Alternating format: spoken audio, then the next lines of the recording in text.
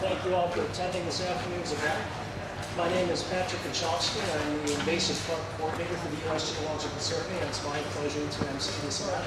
And again, welcome you all to the display here of the Lock 19 Dam Underwater Acoustic Deterrent System Research Project. So again, over those logistics, we'll have a quick overview, remarks by several dignitaries, panel discussion at which questions posed here and online will be addressed.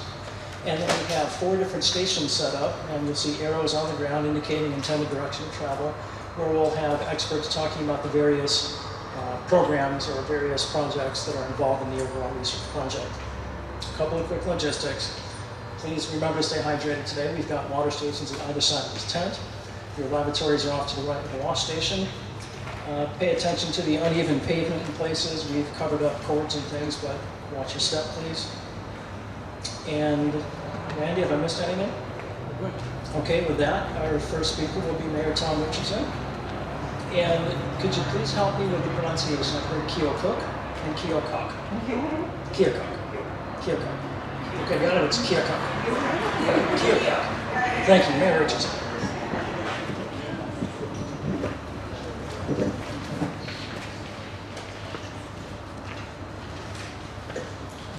And even the natives say Keokuk, and there's no L in Keokuk, but they say Keokuk and Kirkuk and Kukuk and you name it. So it's whatever. We answer by a lot of names here. So my name's Tom Richardson. I'm the mayor of Keokuk, and thank you so much for being here. On behalf of myself and the city of Keokuk, I'd like to welcome you here today to historic Keokuk, historic Lock and Dam number 19. Our lock and original dam was built in 1913 and is still functional today, and it's an incredible engineering feat for being 108 years old and still going strong. So we're very proud of that, and we have a beautiful day today. I got to order the weather for you. This is a very, very beautiful time. Pool 19, which I associate most with, I know Keokuk's down along the river here, but my wife and I have owned a home or a cabin on the river north of here, 10 miles, still have a cabin, and we've been boating on this since we came back to town in 1978. So we're huge river users.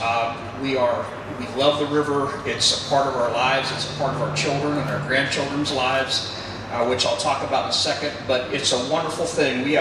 You'll have boaters out here. This Pool 19 gets used for recreational and commercial fishing from the time the ice melts in the spring till the time that it freezes up in the fall. There's somebody on that river every day using it, so we're very proud of it, and it's a great recreational tool for it.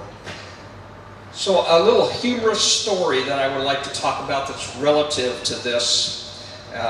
Allow me a few minutes because it is actually relative to what we're talking about. Our grandchildren grew up on this river along with when their parents grew up on this. My wife's parents helped start the yacht club north of here. So that's back in probably the late 50s. So we've been a river family I married into the river family, and I'm hooked on it myself.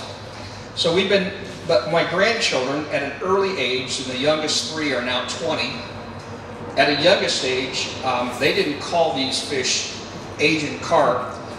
They were the ninja fish. Now, I don't know where that started and how they knew about it, because we didn't really have them up on Pool 19 at their early age, but they had friends that boated down below, and they all told them these stories about the ninja fish. So that's what my story is today. So my grandchildren, they were tubers early on, and then went to skiing and then kneeboarding and so on and so forth. So one day, as a rite of passage, we had 4 of them. They would all 3 of them at a time would tube in a sit-down tube. And the little ones, the rite of passage for them was when they got to tube by themselves. So I'm saying this has probably been about their 20s, so 14, 15 years ago when they went to tube. One of the little ones, Cassie, would say, "Oh, Grandpa, I'm afraid of that river, of those ninja carp. I don't want to go by myself." I said, "Cassidy, don't worry about it, honey. There's no ninja carp up here. You're fine." And she goes, "Okay, Grandpa, then I'll tube."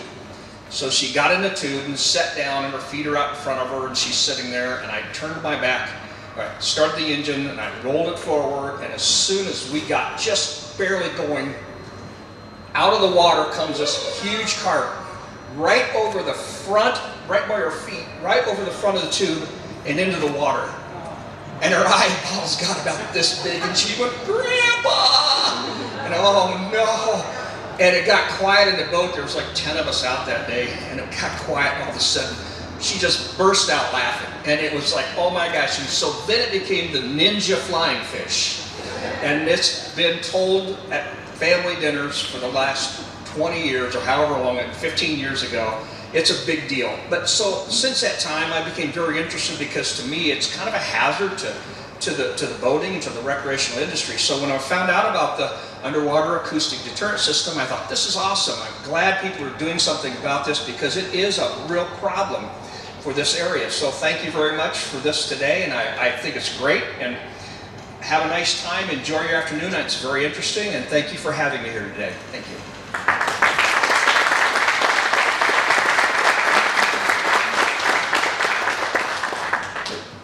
All right, thank you. Thanks, Mayor, for those great words. Thanks for this weather. And this is just an aside, but I know that the Illinois DNR is working on rebranding the fish for food purposes. I'm not sure if ninja flying fish sounds more edible than invasive carp, but it can't be worse. So thank you, Mayor. And thanks, everyone, for coming today to Lock Dam 19, operated by the Rock Island District. I'm Colonel Steve Sattinger, as I said, the commander of the Rock Island District. And if you'll indulge me for a minute, the mayor talked just a little bit about history about the dam, but I'm going to go even further back in time. So I'm the 49th commander of the Rock Island District. The first commander, Colonel Wilson, took over the district in 1866. And our first office, the Corps was a lot different then, was in Davenport, Iowa. And his mission was to improve navigation at both the Rock Island Rapids and the Des Moines Rapids, just upstream of this dam. 2 years into his command in 1866, they were letting a contract for the canal, the initial 6-foot channel here in Keokuk, to get navigation through. And things weren't going well, so he actually, for 2 years, moved the district office, which I think consisted of him and a clerk. But the district headquarters for 2 years, 1868 to 1870, was here in Keokuk. We have a long history in Keokuk. We're proud to be here. We're proud to be part of this great project. Going back to the canal, another interesting story on the canal. The engineers, the Office of the Chief of Engineers in DC, did not like the idea of the canal. He thought the planning document, as we call it today, the planning document called for just blasting the channel, the main navigation channel, and taking out the rapids by just removing the rock. The engineers on the ground knew that that wouldn't work, and they actually were supported by some scientists outside of the Corps at the time who probably knew better, that it would be a lot cheaper, a lot faster, a lot more efficient to build this canal with a couple of additional locks and improve navigation that way. I think that story tells a whole lot about why we're here today, because it's a collaboration between engineers and scientists from the federal agencies, from the states, from the Corps of Engineers, and contractors who are needed, as always, to put it all together to build something like this. So I just, full circle, big history buff, I think today's a really important day for the Corps, a really important day for all of us working to stop the spread of invasive carp. And welcome again to Lock Dam 19 in the Rock Island District. Thank you. All right, thank you. So my name is Kim Bogenschutz, and I'm the Aquatic Invasive Species Program Coordinator for the Iowa Department of Natural Resources. And on behalf of our director, Kayla Lyon, I'd like to welcome all of you here today to Mississippi River, the very southern tip of Iowa. And I'm excited to be here with all of you and all of our partners. This has been a really important project for all of us, being a potential management option for invasive carp, but also a way to protect our native species, which the Department of Natural Resources, we protect our native species and we try to manage our invasive ones. Oh, almost took that podium out.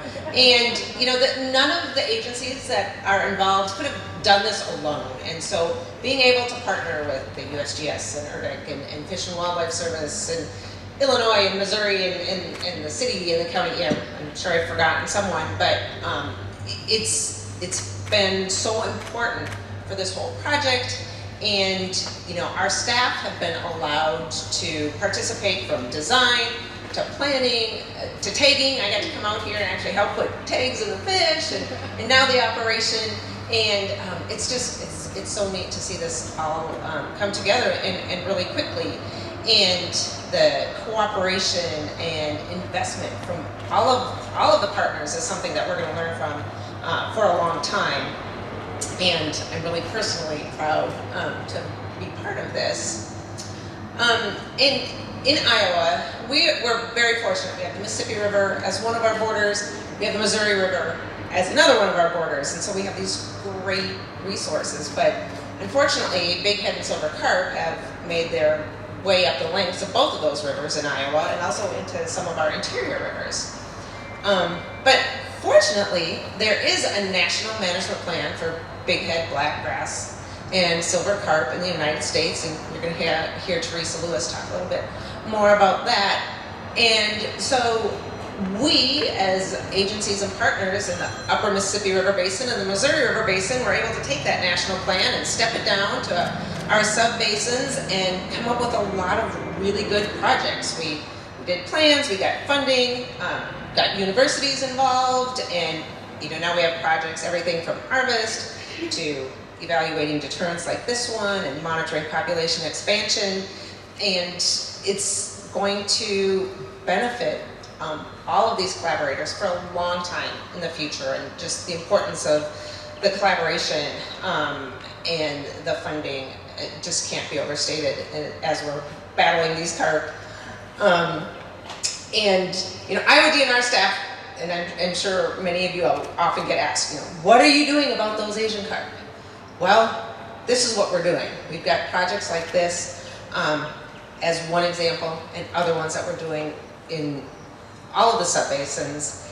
And everything that we learn from this project, and you guys are all going to learn a lot more about it today, and I will learn more about it too. It's going to benefit the long term everyone who really does value the Mississippi River.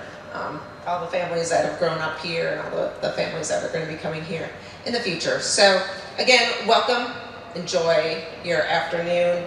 Thank you for ordering this lovely weather, and I'll be around for questions.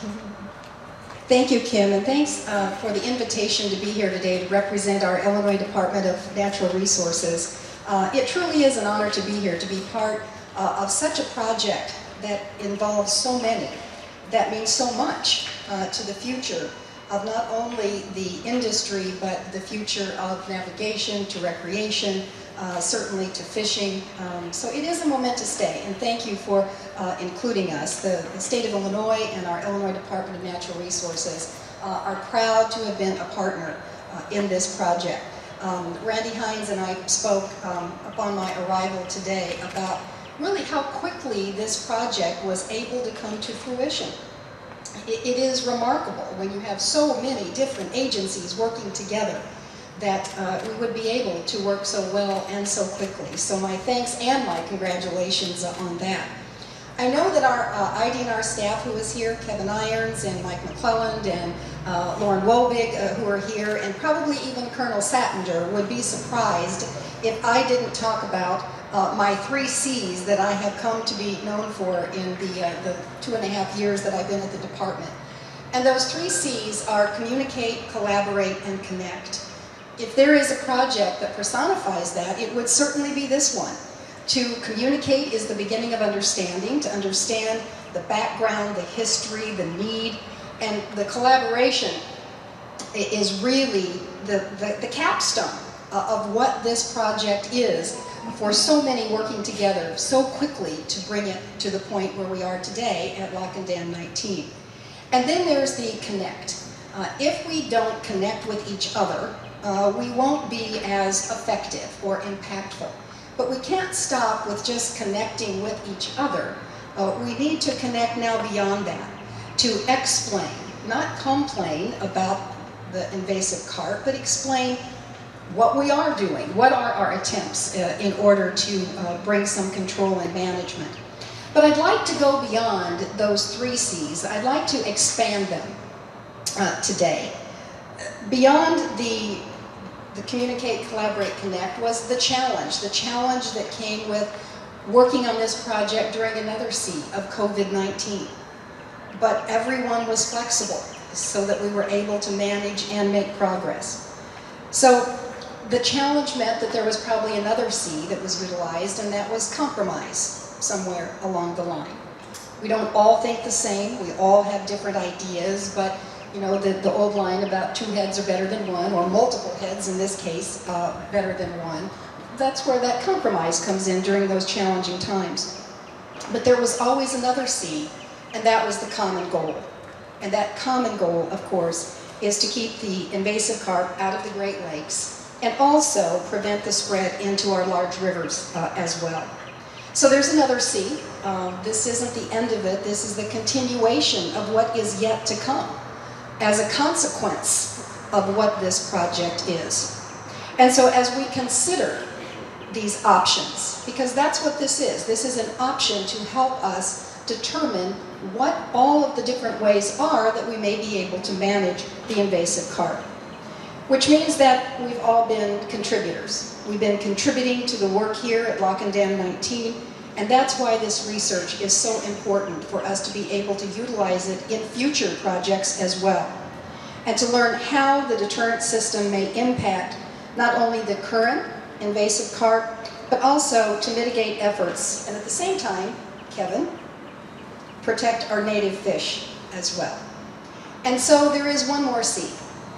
So as I finish, I would like to say that I am ending because this is the conclusion of my remarks. I'm Teresa Lewis with the U.S. Fish and Wildlife Service. My office, the Midwest Fisheries Center, is located in Onalaska, Wisconsin. I want to thank the organizers for inviting me to speak on behalf of the Fish and Wildlife Service. And like others on the podium today, I'd like to acknowledge the multi-agency collaboration that this underwater acoustic deterrent system partnership has been. All of the efforts through the pandemic have just been phenomenal. It's taken a huge amount of work to get where we are today with this proof of concept deterrent project. And I especially want to take a moment to thank all the staff who've been on the various work teams, including fish tagging crews, USGS and ERDIC researchers, Corps of Engineer partners, other contractors, and our state partners. Thank you very, very much. So this project supports Goal 2 of the National Asian Carp Plan, also priorities of the Asian Carp Regional Coordinating Committee's Asian Carp Action Plan, and yes, there's more, sub-basin partnerships, step-down framework strategies, and monitoring and response plans for the Mississippi River Basin. Okay, now Goal 2 is to contain and control the expansion of feral populations of bighead, black, grass, and silver carps in the United States. And more specifically, this project evaluates the effectiveness afforded by an alternative technical containment measure. I mean, it's a phenomenal, one-of-a-kind project.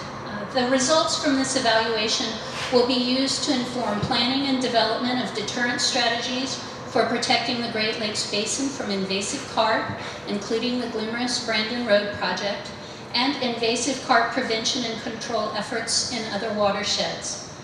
This evaluation is important for determining whether the technology that looks effective in small scale in the laboratory and pond studies will be able to be deployed at the scale of a lock and dam environment and still be effective as a strategic barrier to the invasive carp range expansion. We hope that deployment of acoustic deterrent systems at lock and dam complexes may create strategic choke points to prevent the further upstream migration and range expansion of these invasive carp. Other technologies currently under evaluation include the bioacoustic fish fence, which is another style of acoustic deterrent at Barkley Dam in Kentucky, and a carbon dioxide delivery system that was deployed at Keokuk Lock 2 on the Fox River in Wisconsin. Again, all of these projects are great examples of multi-agency collaboration. So all these deterrent technology projects are important proof of concept projects. and their investments by the partnering agencies as well as the Great Lakes Restoration Initiative to test new technologies that could be deployed to protect the Great Lakes Basin from invasive carp expansion into the future. I'm very excited to have the opportunity to see the uADS through your eyes today, and I hope you enjoy the informational stations and the opportunity to interact with all of the staff who are here who are responsible for the project. So, thank you. Well, good afternoon. I'm Mark Ikowski. I'm the Center Director for the USGS Upper Midwest Environmental Sciences Center, located in La Crosse, Wisconsin. On behalf of US Geological Survey Acting Director Dave Applegate and Mid-Continent Region Director Scott Morlock, welcome to Lock 19 and this information session on the evaluation of the experimental underwater acoustic deterrent system. Like others, I'd like to first acknowledge and thank all of the staff from the USGS, Army Corps of Engineers, Army Engineering Research and Development Center, the US Fish and Wildlife Service, Illinois and Iowa Departments of Natural Resources, Missouri Departments of Conservation, and the private contractors and others that have been involved in the design, construction, and deployment of this integrated system of systems. Though this project has been under consideration and coordination for several years, the design concept, contracting, and installation all occurred within the span of 8 months, all during a global pandemic. I'd also like to call out and recognize a couple of individuals specifically. First off, Dennis Hamilton from the Rock Island Corps of Engineers, Rock Island District Corps of Engineers, and also Colonel Sattinger for both empowering their staff to move this project forward and to help us develop the designs that were critical to us moving this project into its current state. I'd also like to recognize Kevin Irons and Kim Bogenschutz for representing Iowa DNR and Illinois DNR and helping us move this project forward and obtain the permits needed to be able to move this project to its current state. To me, this is an incredible power, or a testament of the power of this partnership that we assembled. This field trial represents an important step forward to the transfer of scientific research and technology development to management applications. The prior work at Lock 19 to assess movements of both invasive carps and native fishes has set the stage for this trial, allowing the research team to assess the response of native and invasive fishes to deterrent stimulus, and inform managers that have to balance the need to limit movement of invasive fishes with potential impacts to populations of native fishes and other aquatic organisms. Deterrents, such as the experimental system being evaluated here, present the potential to be an integral element of an integrated and multifaceted approach to managing the threat of invasive carps, especially when combined with removal efforts. Continued work on spatially explicit population models, my call out to the modelers out in the audience, of invasive carps will help inform future deterrent placement, the level of effectiveness needed for those deterrents, and the level of removal efforts above that deterrent installation to ensure success. Again, my thanks to all of you for attending this event here and virtually, and for taking the opportunity to learn more about the research efforts of this incredible team. Thank you. Good afternoon, everyone. I'm Colonel Teresa Slosser. I'm the commander of the Engineer Research and Development Center, also affectionately known as ERDIC, because we love our acronyms. So thank you all for coming, our partners, the public, the media, because it's hugely important that we have the support of everybody to support the ecosystems of our waterways, to support the transportation, the recreation of our waterways. In order to do that, we need the support of the public and the media so that folks know what's going on, know what we need. And we also need, as several folks have mentioned, we need to communicate. I'm not going to be nearly as classy as Colleen was. We need to communicate with everybody about what we are doing, because that generates more support in the future when they see the successes we have. And the successes that we have here are due largely to Dr. Mary Beth Bray and Dr. Krista Woodley, and the teams that supported them in the freezing cold, the blazing heat, the pandemic. So I'm just so impressed with the partnerships, state, federal, all across the board that made this possible. And as a fisherwoman still sounds better, but I think fisherwoman is what I'm supposed to say these days. I appreciate it. While I love fishing for the invasive carp, I also recognize the damage they do to our native species. So I'm excited that this could help prevent some of that further damage upstream. And just a big thank you again. Let me see if I forgot anything. I'm supposed to mention something. Oh, I was supposed to mention what a great world-class place the Engineer Research and Development Center is. So I got to throw in the pitch for my 7 laboratories, in particular the environmental lab that has helped make this possible. And with that, I'm going to turn over to Dr. Jen Sider-Moser. And thank you all. Thank you, Colonel Schlosser and everyone, for having us here today. I serve as the Acting Technical Director for Environmental Engineering and Sciences for the Civil Works. And as part of this mission, invasive and nuisance species is a primary focus of a lot of our research going on here. So first of all, I want to say it really is very overwhelming in a really good way to see the level of effort from all of our federal, state, and local agencies. I think a problem like this that is so monumental, we aren't going to do this alone. And so I think it's really, really, really great to see the partnering that is happening here, and I hope that we can continue to build upon those relationships moving forward. So as the R&D, or Research and Development Organization, like I said, lots of acronyms here, R&D organization for the Army Corps of Engineers, the URDIC's mission is to solve tomorrow's environmental challenges for the USACE, the Army, and the nation. Invasive species impact the nation's waterways, infrastructure, and also associated natural resources, and that is part of our mission due to the threat that these species pose to the navigation mission of the USACE. The dense invasive carp populations can choke and otherwise negatively affect waterways used for recreational and also commercial purposes. The same extensive waterway network that provides these great commercial navigation also creates an open conduit for the movement of these aquatic invasive species. And thus it is imperative for the USACE to create these innovative ways to control these species while minimizing impact to the USACE mission. From the URDIC perspective, we know and we really value the collaborations like these and how it allows and empowers all of us to solve these complex problems and conduct groundbreaking research and bring it to the field. We have been really energized by this teamwork. We hope that it will continue with this fight against the invasive carp, or ninja fish, as I'm totally going to call them now, because I am bringing that home. So thank you, sir. I'm all about the ninja fish now. We appreciate the opportunity to collaborate with the USGS, with Fish and Wildlife, all of our state and local agencies. This is the kind of thing that really, it just makes me so excited and so proud for our future.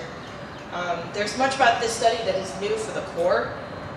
This is a very large-scale field study for us. We're playing new acoustic sounds that are specifically tailored for these species that we have not done before.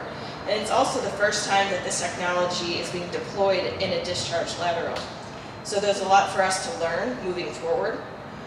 This robust partnership and everyone bringing all of their unique experiences set the stage for these accomplishments that have led us to where we are today. So from the URDIC standpoint, we do have a number of multiple objectives that we are hoping to get out of this, with our main objective being to keep these invasive carp out of the upper Mississippi and the Great Lakes. We do not want these invasive species to enter into these naive habitats and destroy our native populations. Invasives will outcompete for resources, will thus deplete the populations of the native species, and this causes severe detrimental impacts to ecosystem health and function, but then also impacts the local economies. We are hoping that we will have many lessons learned from this demonstration here and the implementation of this technology at Lock and Dam number 19, that hopefully we can then apply to other stations on projects across the nation, including Brandon Road Lock and Dam, which is a mega project for the USACE. We are hoping, again, that these designs will help us to maintain barge traffic while minimizing impact to USACE mission.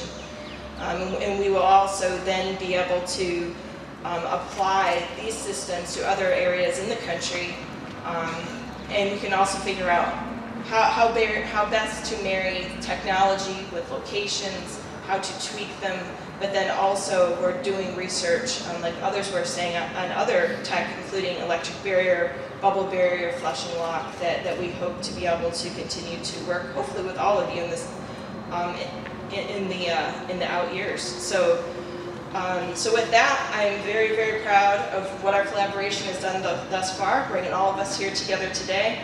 And I do want to thank everyone, especially Drs. Mary Beth Bray and Krista Woodley, and all of the other team members that, like we said, have fought a pandemic, have fought freezing cold.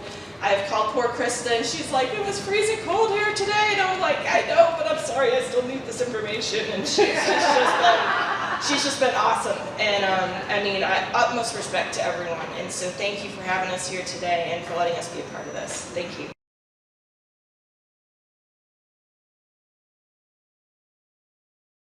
All right. Good afternoon, everyone, and thank you again, as everyone else has said, for joining us today. I'm Mary Beth Bray. I'm a research fish biologist with the Upper Midwest Environmental Science Center, part of the US Geological Survey in La Crosse, Wisconsin. Hi, I'm Dr. Krista Woodley. I'm obviously with the United States Army Corps of Engineers / U.S. Army Research and Development Center, and I forgot engineer in that statement, so U.S. Army Engineer Research and Development Center. I am the underwater acoustic as well as fish biologist there. We haven't got much sleep lately, so. So again, thank you all for taking the time to join us this afternoon to highlight our collaborative research study to evaluate the underwater acoustic deterrent system. This line of research has progressed from lab studies, pond trials, field experiments, and now onto a full-scale deployment and evaluation at a navigation lock. This progression has been possible because of the support of many people. Early work was completed in collaboration with Dr. Al Mensinger at the University of Minnesota Duluth to test belt motor sounds on the behavior of carp in ponds. Following that collaboration, we've worked very closely with our state DNRs and Departments of Conservation in Illinois, Iowa, Minnesota, Wisconsin, and Missouri, as well as our federal partners with the Fish and Wildlife Service and the U.S. Army Corps of Engineers. They have reviewed study plans, issued permits, participated in many planning calls, and spent valuable time assisting in the field. We didn't make Kim come, she didn't want to. It was great to have her in the field. She was extremely hardworking, so it's been really fun. And it has been an extremely collaborative project, or process, and we have not gotten to this point in such a short period of time without everyone's support. So we'd also like to thank, and yes, I'm going to make you stand up, the Lock and Dam 19 team. So Lockmaster James Knight, please stand up. Assistant Lockmaster Ryan Lansing, come on, get a little bit closer. They won't bite, they're biologists, but they don't bite. And then, of course, our retired Lockmaster Alan Dickerson. Without the three of you, the deployment would have come to a screeching halt. You made it much easier for us, much more efficient, and of course, safer and more available for navigation. So thank you.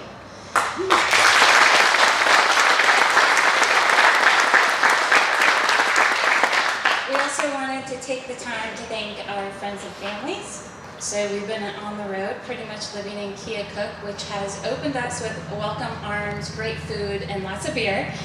But the reality is that means we've been on the road primarily since September of last year, spending quite a bit of time here in Keokuk and Morris. So that's taken, obviously, a toll on our home life. So thank you from Mary Beth and I, and for all of our team. So in March 2020, with major engineering and design support from the Corps of Engineers, our USGS, URDIC, USACE combined teams hit the ground, not just running, but sprinting into a process of designing, constructing, and installing an underwater acoustic deterrent system right here at Lock 19, and developing a robust study plan for its evaluation. Briefly here, we'll discuss the process that we've gone through over the last year. and provide some highlights of our time at Lock 19. It's not that.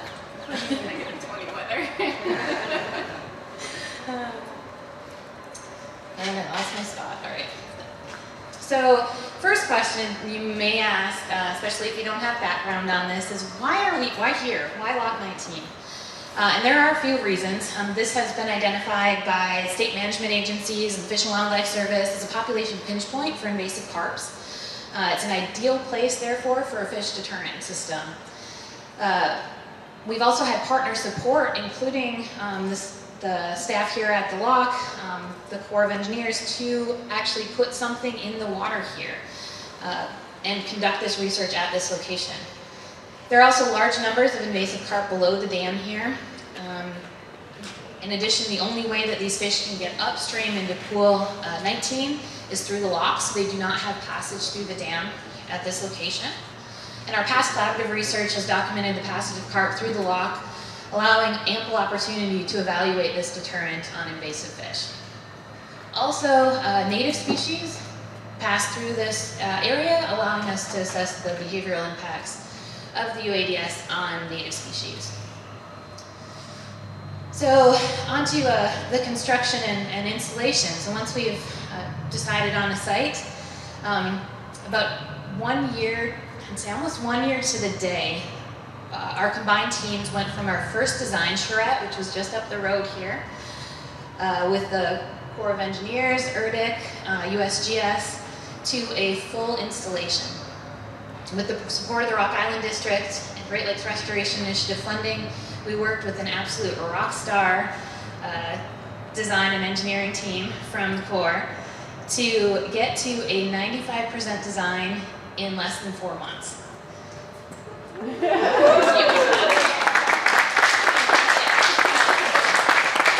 Which meant all of them had to work with biologists, so.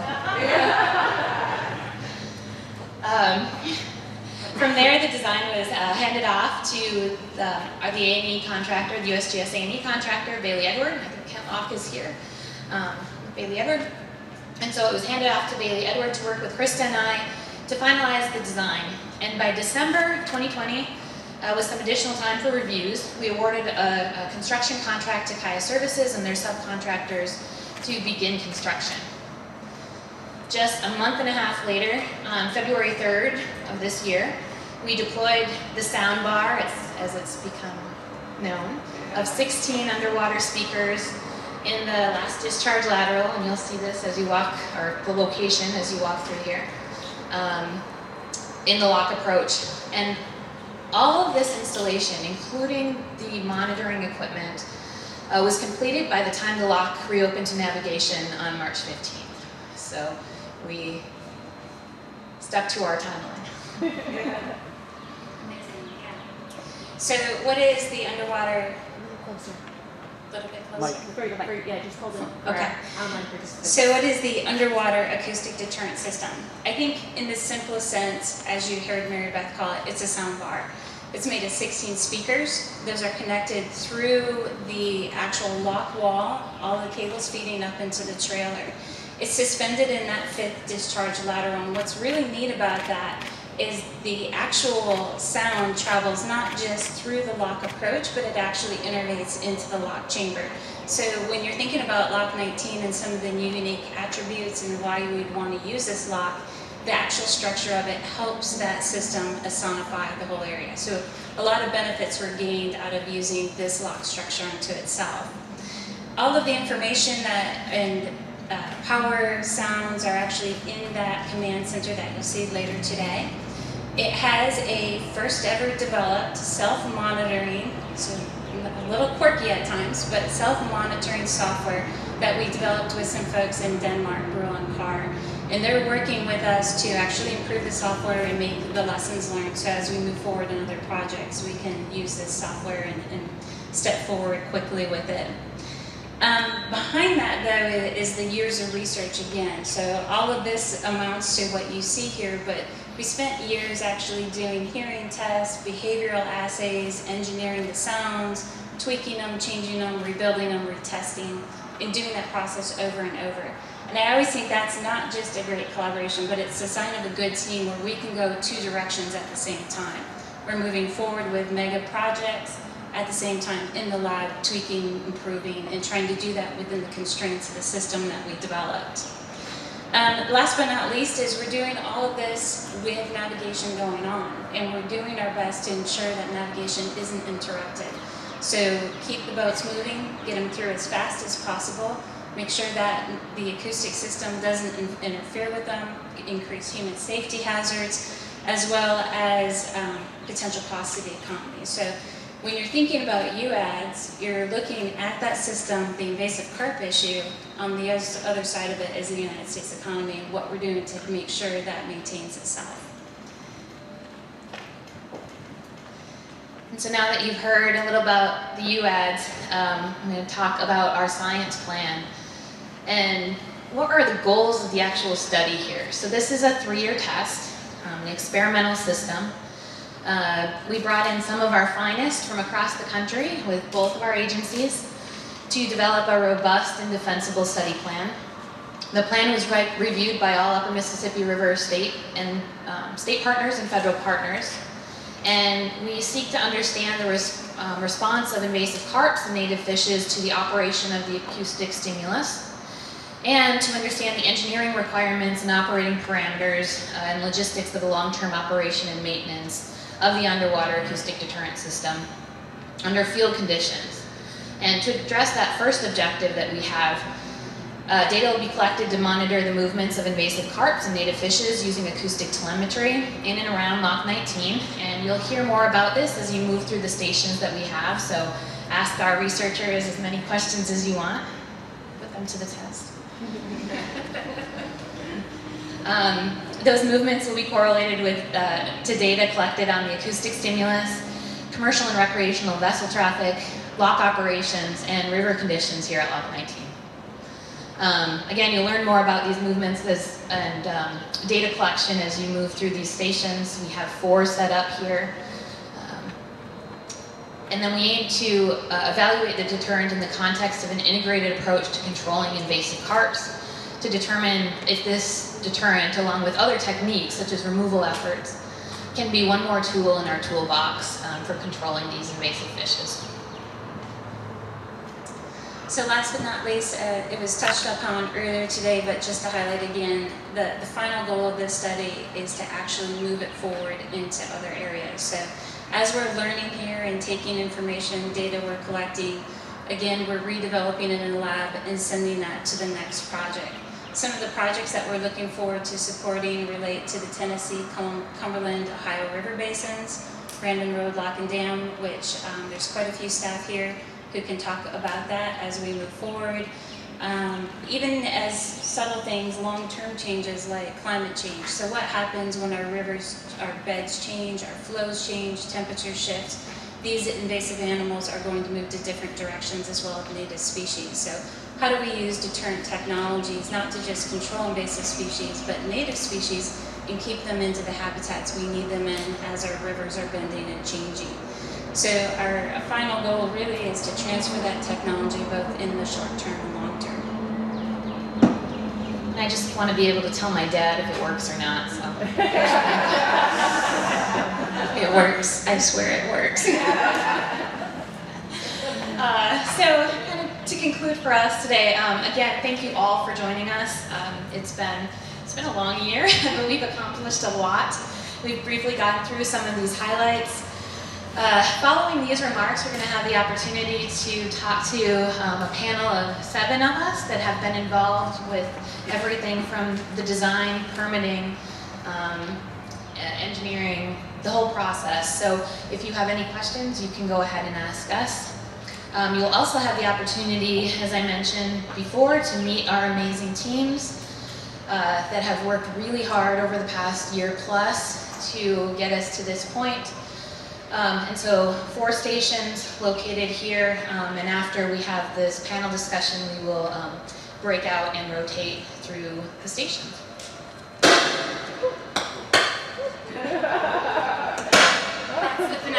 It's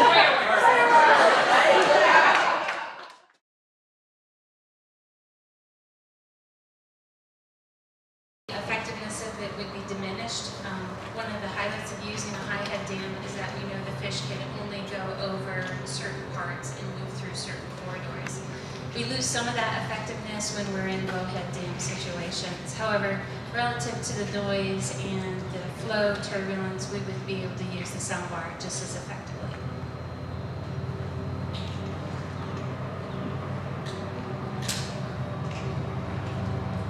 Do we have any questions from the field? Just raise your hand, I'll pass the microphone.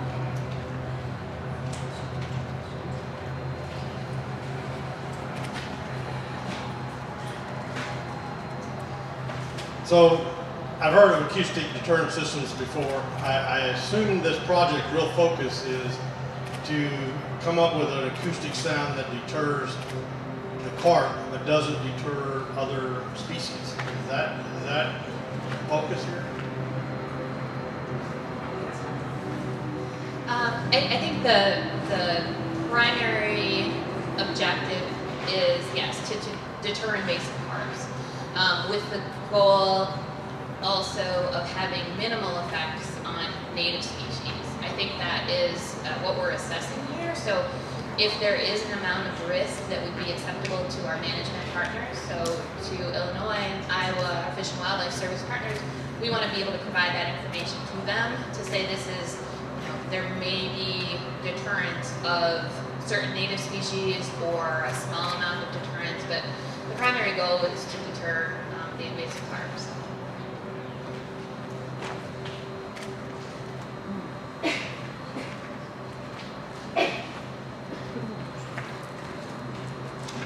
Jump right up. Spoke to one of the stations earlier, and they said that the system was on pretty much constantly, or maybe goes through a cycle. I was kind of surprised to hear that. I thought, normally people get kind of used to things. When you first put your hand in the hot water, it's hot immediately. You kind of get used to it, and you're able to tolerate it. Same with the cold here. The cold in February, right? It's horrible in December. You kind of get used to it by February. It starts warming up. So I was kind of surprised to see that the system was in place all the time. I thought maybe it would only be active while that lock was open and the barge was coming up. Yeah, so we have this on a 80-hour on, 80-hour off schedule. And the reason that we did that is to be able to evaluate similar time periods, similar environmental conditions going on when the system is on and when the system is off. And so that was a decision made with this combined science team. Having the system just turn on when, say, a vessel comes into the lock approach is a possibility. I think for our study and for this design, we want to keep carp out of here all of the time. We don't know when they're moving in, right? So they could be moving in when there aren't vessels here, and then a vessel comes, they open it, and they go through. So we really just want to keep them out of the area. And then the on-off schedule does two things. One, it gives us time periods to compare to, or between, and then it also potentially, we don't know this yet, but could decrease habituation in these fishes. So if they're exposed to it and then not exposed to it, that could be a good thing. So we may be able to evaluate that as well.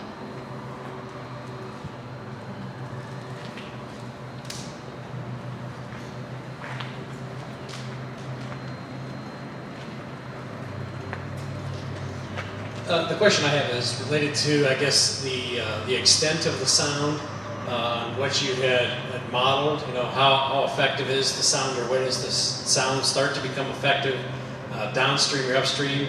And have you seen that play out in the field actually, or extend further than you thought, or less than you thought? Thank you. That's a great question, Lauren. The soundbar itself actually projects through the whole lock channel. Again, Lock 19 has some really unique attributes to it, and one of them is the flow rate that occurs between the bullnose of the river and the actual highway. That bullnose creates this high velocity zone, and it works to our benefit, almost as if an air bubble curtain, but this is a turbulence curtain.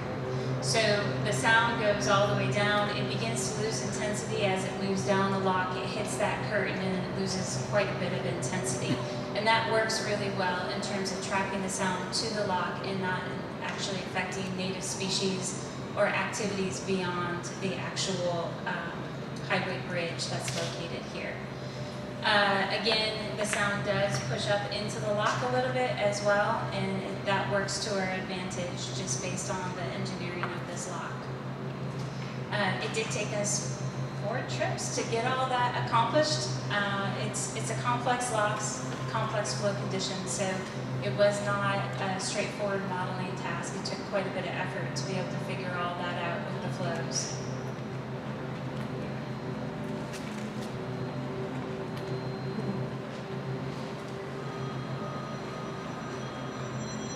What are some specific advantages of the uADS relative to other experimental deterrents that are being evaluated for consideration for carp management?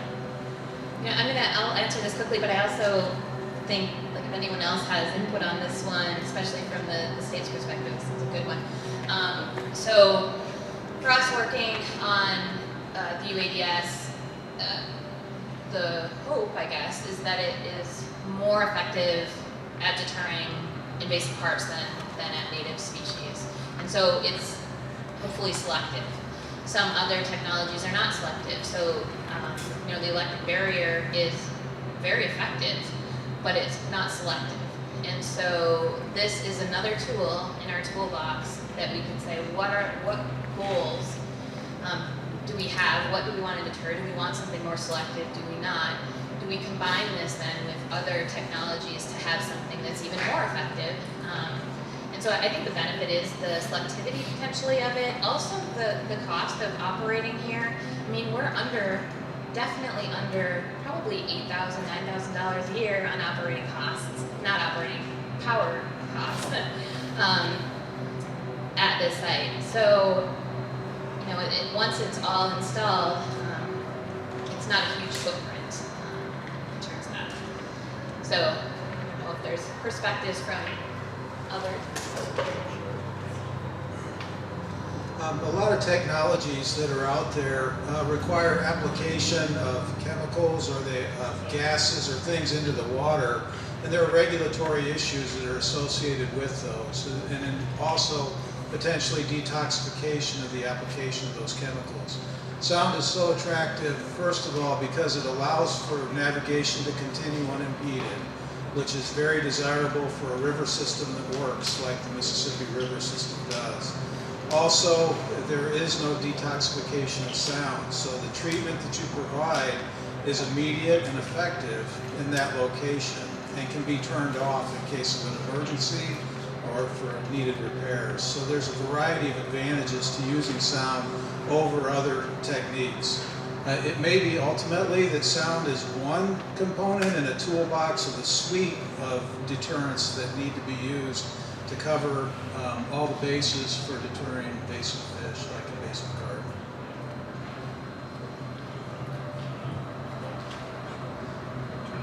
Are we on? Okay. I just wanted to double down on that. Yes, as a suite, I think there are benefits. I think we know electric fishing or the electric barriers, deterrents work for larger fish, and there is kind of a gap for the very smallest fish. Understanding the limitations of an acoustic barrier on those smallest fish may be very helpful. Also, safety. Having some of these things, whether it's a chemical or electrical, that provide real human concerns of a man overboard, and it's very expensive to operate. So, for all those reasons, the output of an acoustic array looks very promising, and understanding how effective it is we're looking forward to it. So then if I can chime in as well, I think the other part of this in terms of the types of deterrents is just like locks and dams are not equal, right? They're all very different in their character, that even the acoustic technology may vary in its applicability, and that's why we have multiple investments in acoustic deterrent technologies in research and development now. I think it's pretty exciting, the hardware, right, that you're going to be seeing. All of these systems, even CO2, requires, a delivery system. And so there are nuances to that also make these different deterrents, weighted in terms of what will work best in different locations. So I have a question for you, Kirk. Sector over here. Not a scientist, I'm an engineer. Nobody's talked too much about the engineering today. So beyond the time crunch that we obviously put the team under, what would you say the biggest engineering challenges were in getting the contract ready to go? Yeah, thank you for that comment. Question. I recall the shred happening in February of 2020, and in the room we had a lot of experts from the USGS, ERDIC, the Corps of Engineers, and private firms. And when we asked questions, we had the answer that day. You know, it kind of developed into a beam with light sconces that we would protect the equipment. And so, I guess getting back to your question, what was one of the challenges? You know, the water there underneath is a very violent environment that we're placing these speakers. And so you got magic tows going through there as they power up to go downstream. Those propellers become projectiles of debris that's underneath, so you have this flying debris that wants to damage the equipment. You also have floating trees coming down. You have ice during the wintertime that will scrape along the sides. So our challenge up front was, how do we protect this equipment and not interfere with navigation? And so, you know, the only place we were finding is down in these laterals of the discharge within the lock. And so the question became, how do we place it there? Can we get the sound above that it reaches up and down the sides? But literally after that shred, that weekend, we drew up concept drawings of what that was going to be, and that next Monday we were designing it at that point. But getting back to your main question, I think it's just the environment that it was in. We cored an 8-inch hole through the monolith on the lock wall, so we buried the cables within so that they would not get disrupted by those elements that I talked about.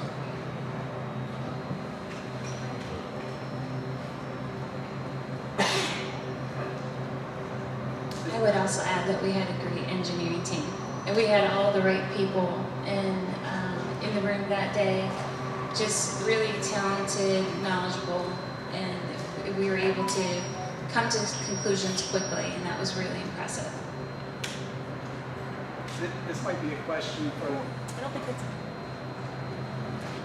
This might be...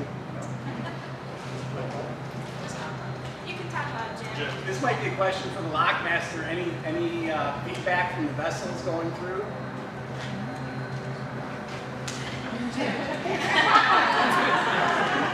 Missed the question. He asked if there was any impact, or if you've heard of any impact from vessels traversing the lock. I mean, they have noticed the sound a little bit, no question what it is. The lockdown of all the work of the vessel, as they come through, and kind of explain to them what's going on and stuff. As far as any impact, no impact. Great question. Thank you.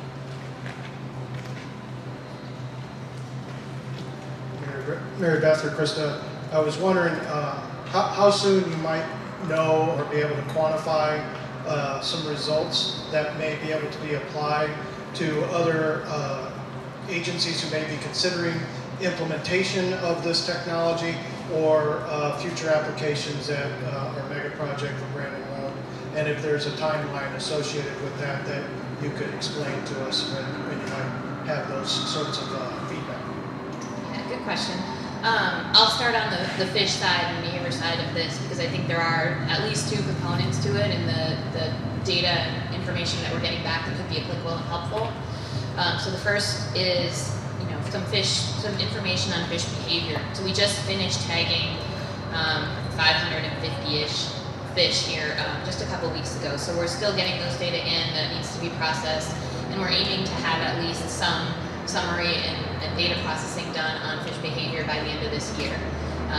So the sooner we can get it, the better. We'll start working that through the pipeline here very, very soon.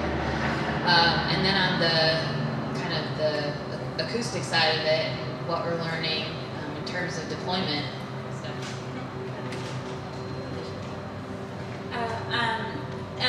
acoustic side, there's quite a bit of new information that we've learned. Really, how the soundbar changes when vessels go over it, the functioning of it, the perception in terms of frequencies as well as decibels changes. So we're able, hopefully, to wrap that up by December to get some preliminary analyses out so we can transfer that directly to Brandon Road and do some additional testing that that team would like us to do. So early December, we'll have some base information out. Probably within another 6 months after that, we'll get out your full tech reports after they've gone through all the reviews of that nature. Thank you.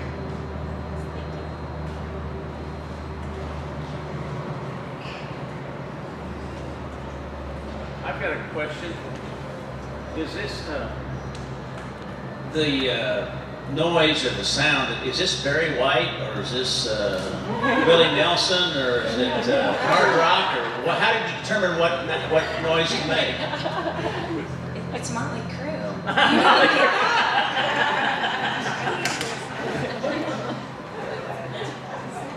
No, really, it started with a lot of work done with fish behavior and fish hearing.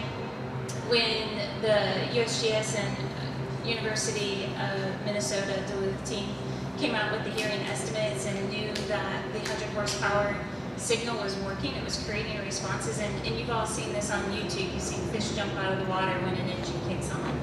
So what we did at Erdekman was to take that profile and we broke it down into these principal components of sound increasing, sound decreasing, frequencies increasing at the same levels, did all sorts of contortions of that profile, and then realized that there's certain aspects that the fish are actually responding to.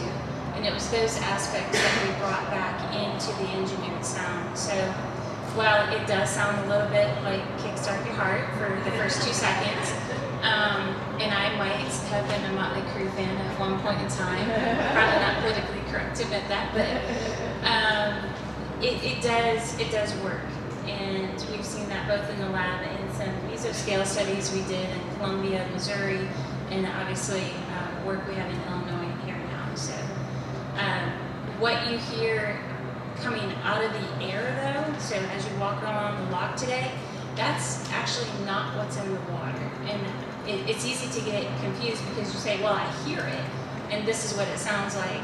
That actual playback has a lot more lower frequencies and different higher frequencies that as the sound bounces through the lock and is absorbed by the water and being pushed out, not all of that information is transferring to the air.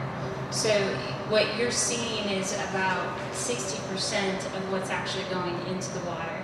I shouldn't say searing, what you're hearing is about 60% of what's in the water. So what you hear, you get the general idea of it, but it is a little bit more like a throaty guitar string that has some high frequency aliasing that you're not going to be able to hear as you're walking up and down the lock.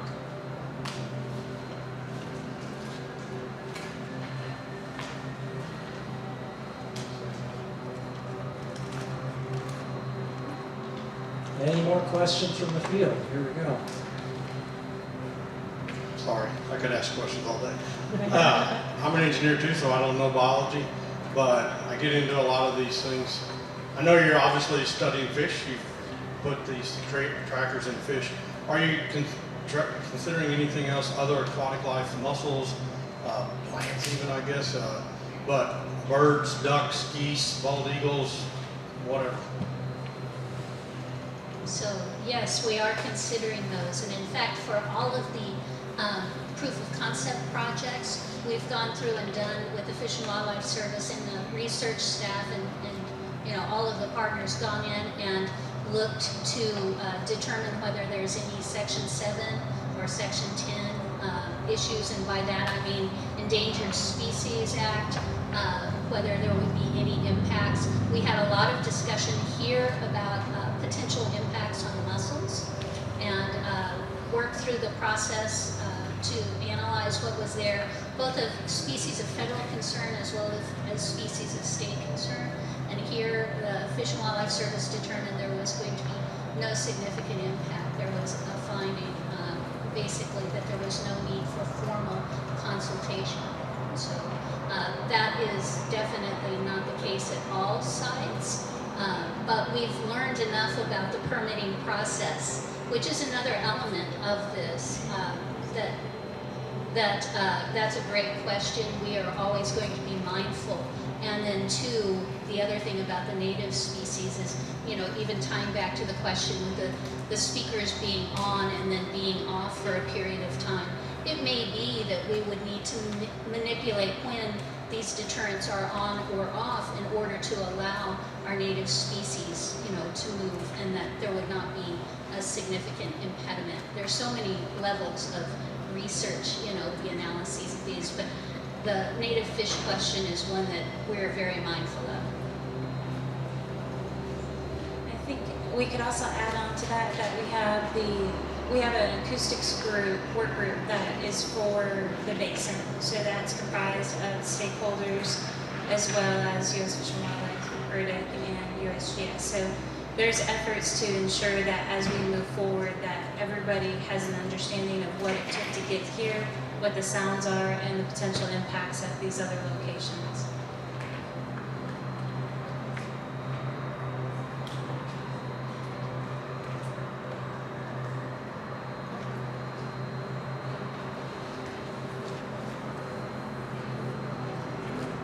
So to the biologist, the scope of this project was to limit their advancement upriver. Is there, what's being done phase 2 to then stop them from breeding and eliminate them or eradicate them from the water system?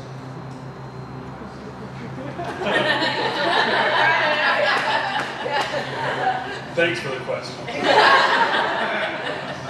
So certainly where they exist in lower numbers, or once we prevent them from getting into our important watersheds, we have to worry about that. And how do we remove them? I would say eradication is a noble goal, but in a watershed the size of the Mississippi River Basin, it's going to be very difficult.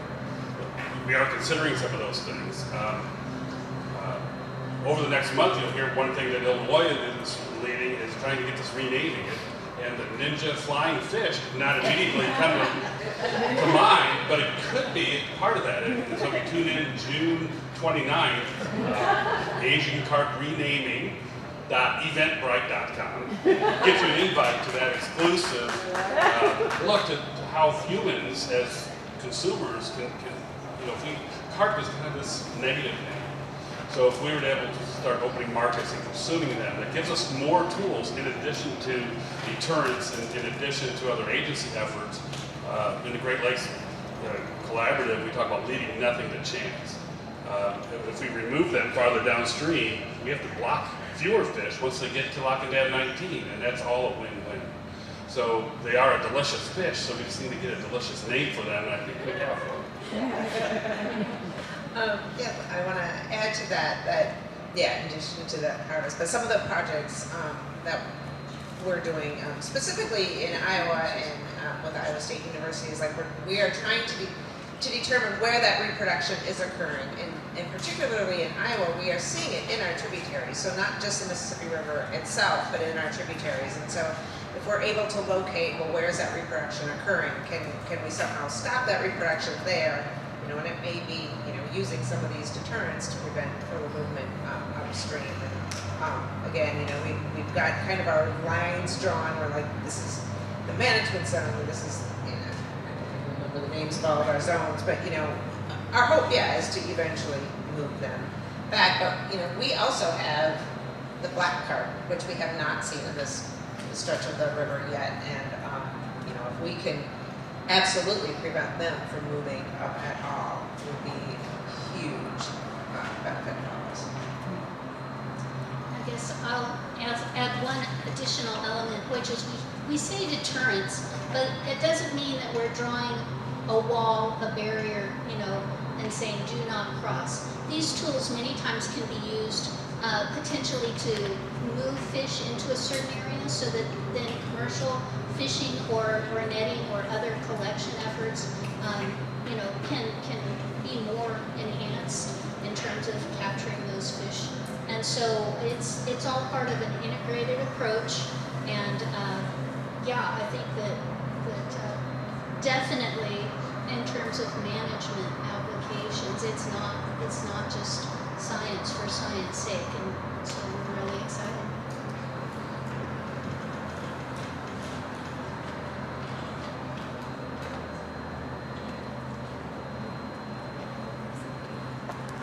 Anyone else have any questions for our panel? Do we have anything from our online participants? Randy, we've reached 1:45, which is our stated time for a break. So before I go to break, I'd just like to make one more quick set of comments. I've been with DOI for something like 16 years, and before that as a graduate student with the co-op units with the USGS. So my entire career has been from education through now in DOI. I've always thought of it as a DOI family. But now from what I've seen here today, it includes a Fish and Wildlife family, which is within DOI. It includes an ERDIC family, a Corps of Engineers family. And that just leads me to one last word that starts with the letter C, camaraderie. And we seem to have it in this group, and you can see it with Krista, and you can see it with Mary Beth, how they put their souls into this for the last year. So how about one more thanks to the two of you.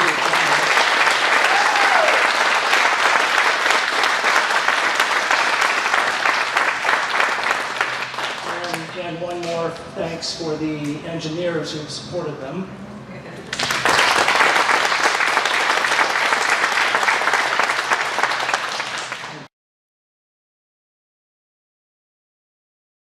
The turbulence that's created when they empty the lock chamber.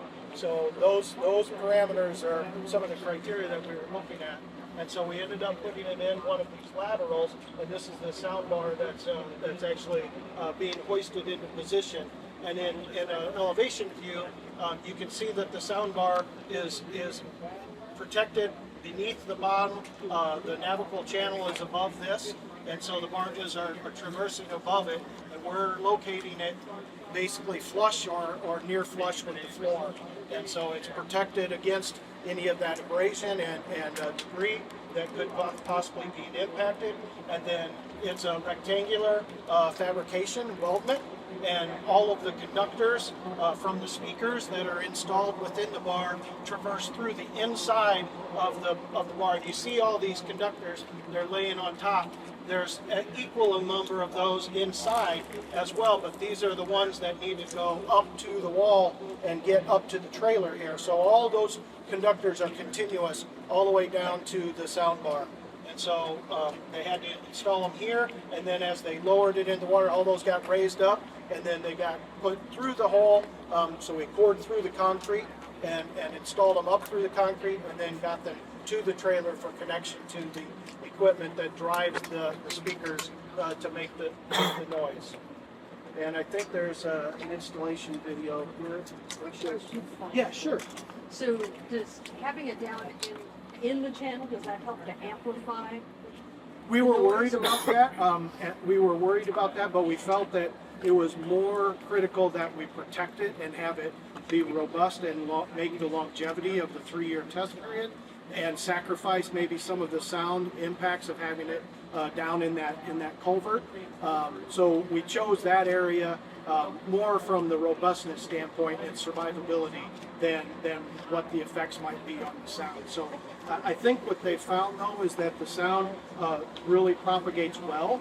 And some of the design was to address that. So you can see that the speakers were on an angle, so they try to project up through the water column rather than just straight out or straight on top, or it's either just going straight up. So we're trying to, and this faces, this is with it orientated like this, being suspended, but it's actually orientated with these facing downstream, so it projects the noise to the downstream to try and get it to go where they want the noise to go.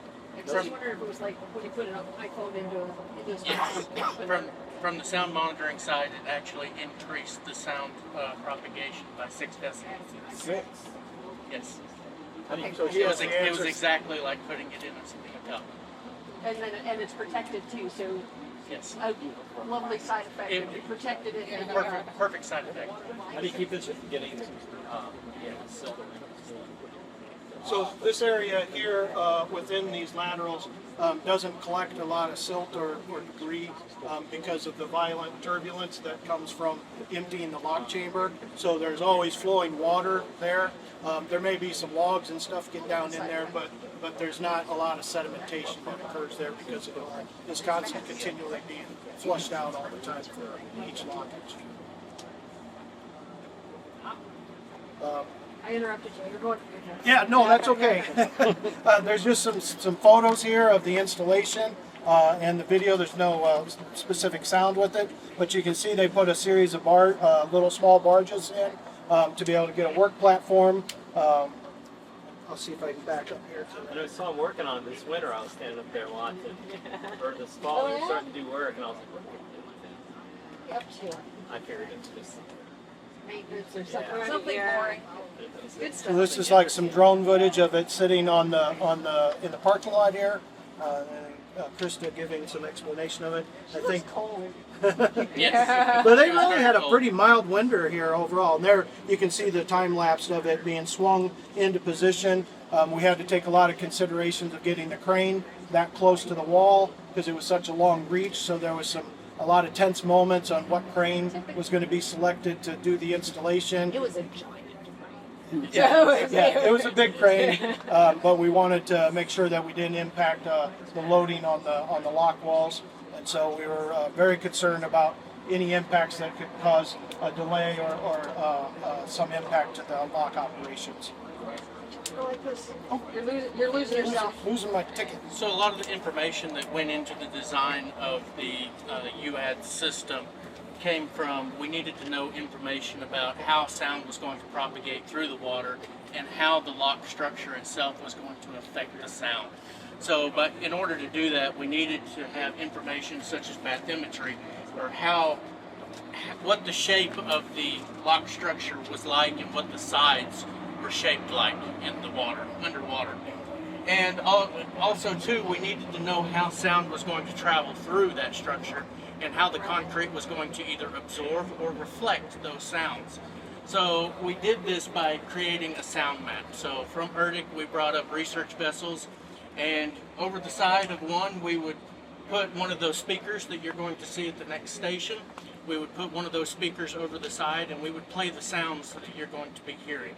And on the other boat we would have listening devices, and we would randomly place in different locations throughout this entire approach channel.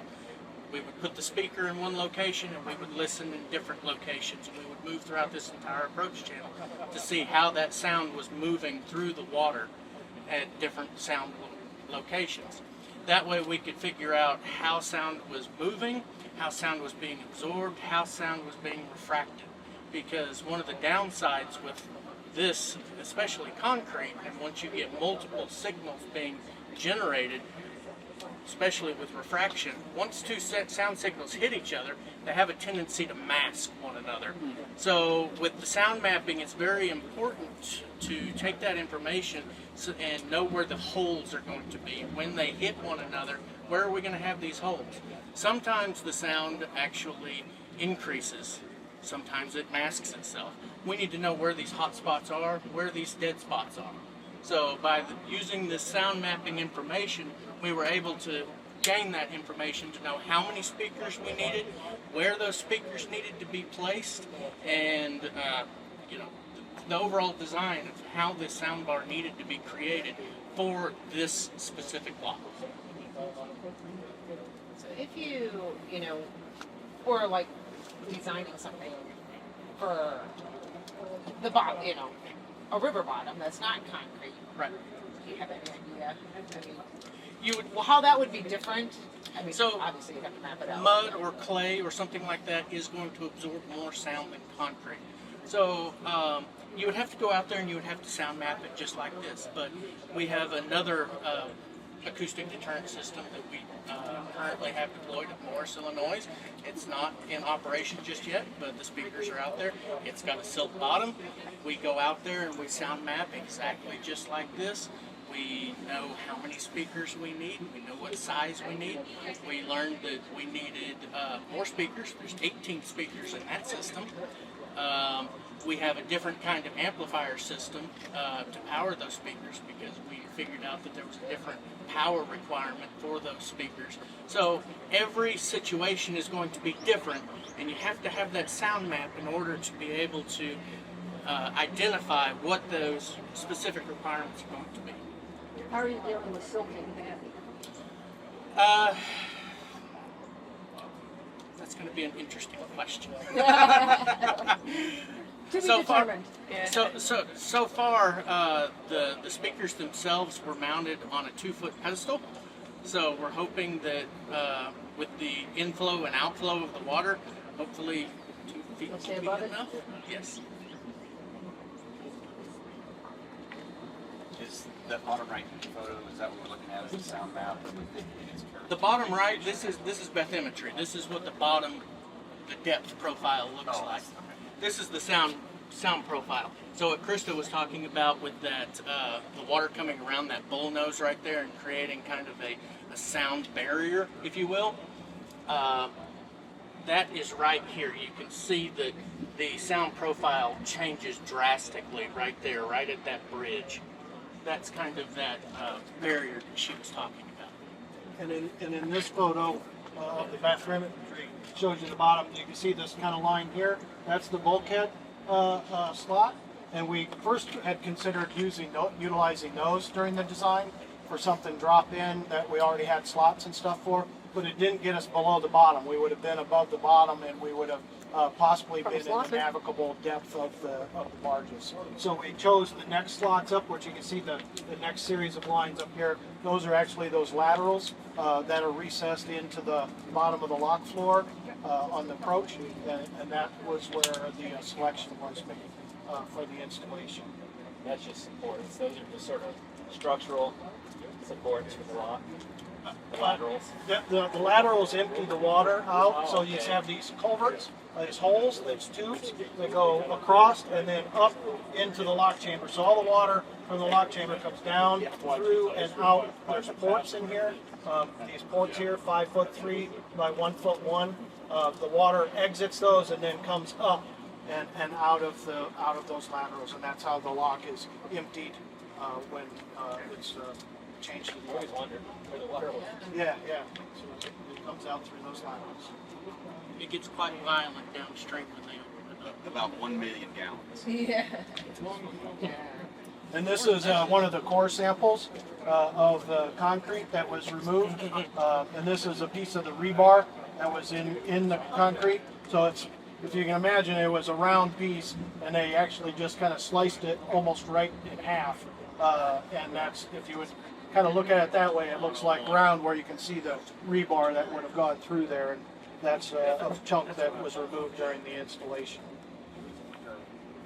Okay. So we're ready for rotation. Any last questions? Any last questions? All right. Well, thank you very much. Thank you, John and Aaron. John and Aaron. Appreciate it.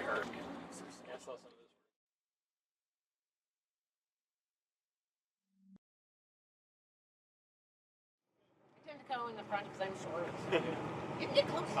Hi everybody, I'm Todd Johnson. I'm with USGS on the Cross. Mark Roth, I'm Cross as well. Jim Dunker out of Urbana, Illinois. We're just going to go over some of the equipment that we used and some of the scale that was involved here.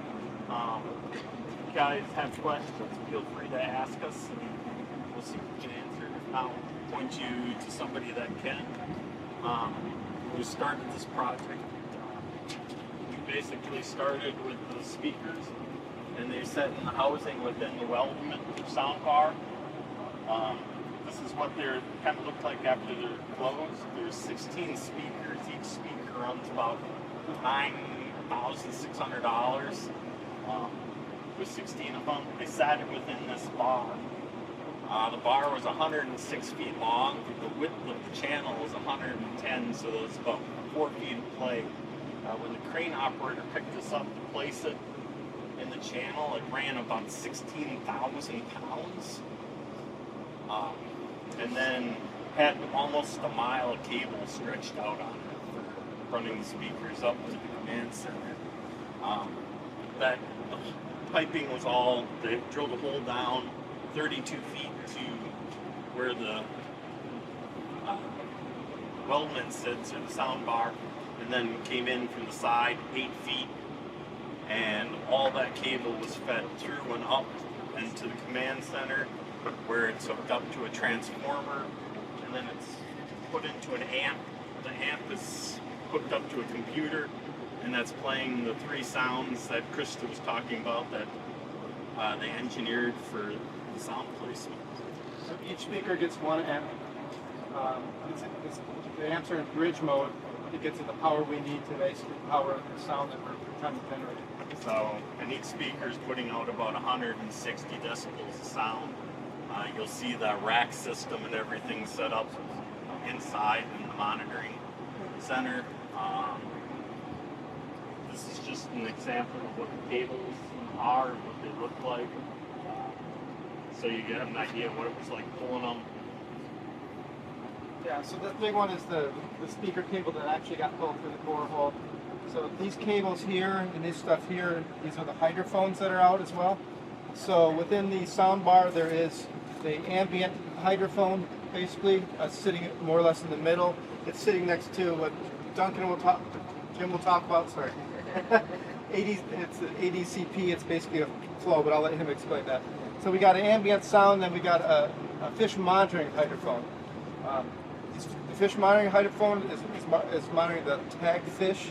I think it's at 307 hertz, basically, give or take, because each tag is a little different.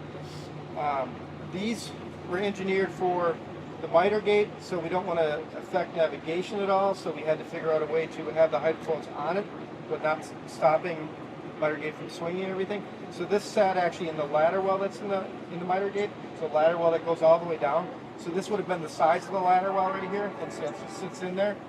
And then this one sits in the weep hole on the side of the miter gate.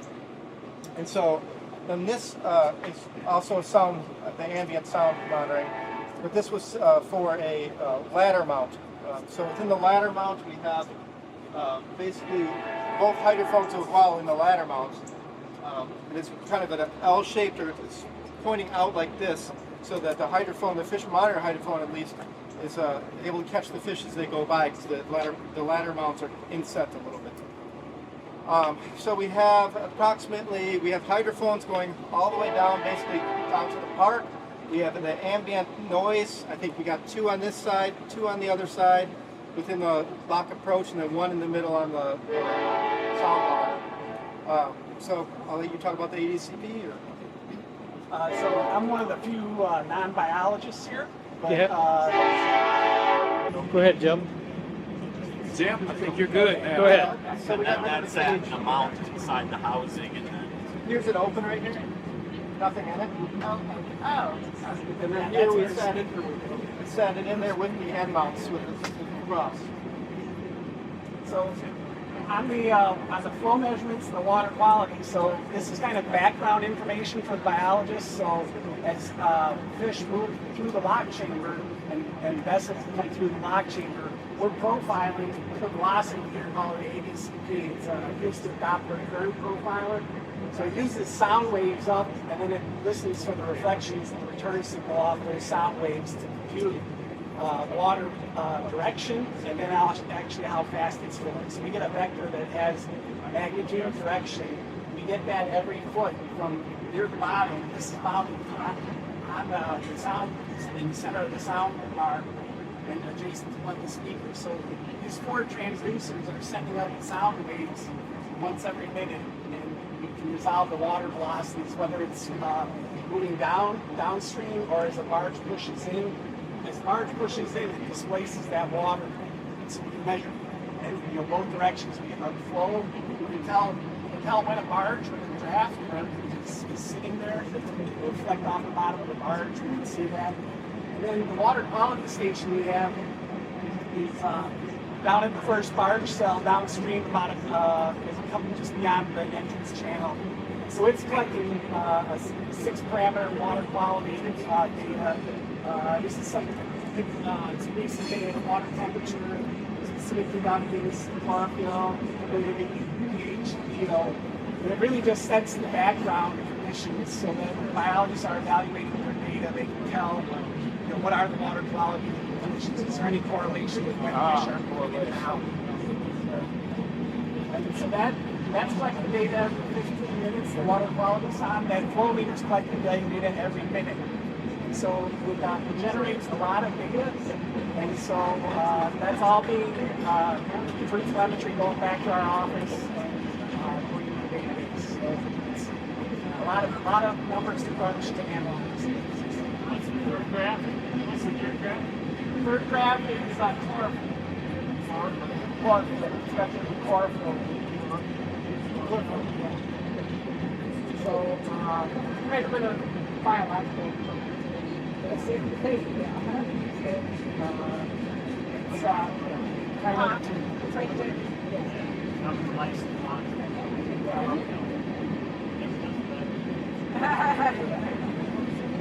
That's a little light. Well, I just had a general question. This device, how much proximity does a fish need to try to have to be close to it to get a reading on it? I mean, I know that you have certain places. I mean, is there a possibility they can move around and find holes in the system? So not in this system here in the approach. As you go into the lock, yeah, we have probably harder time triangulating them. So the best we can do here is 2D because all the hydrophones are at the bottom. Okay. But we should be able to get sub-meter accuracy even in the lock. Okay. But what you do have is you have redundant systems here. So we have this is on the bottom that goes along the lock. Yeah.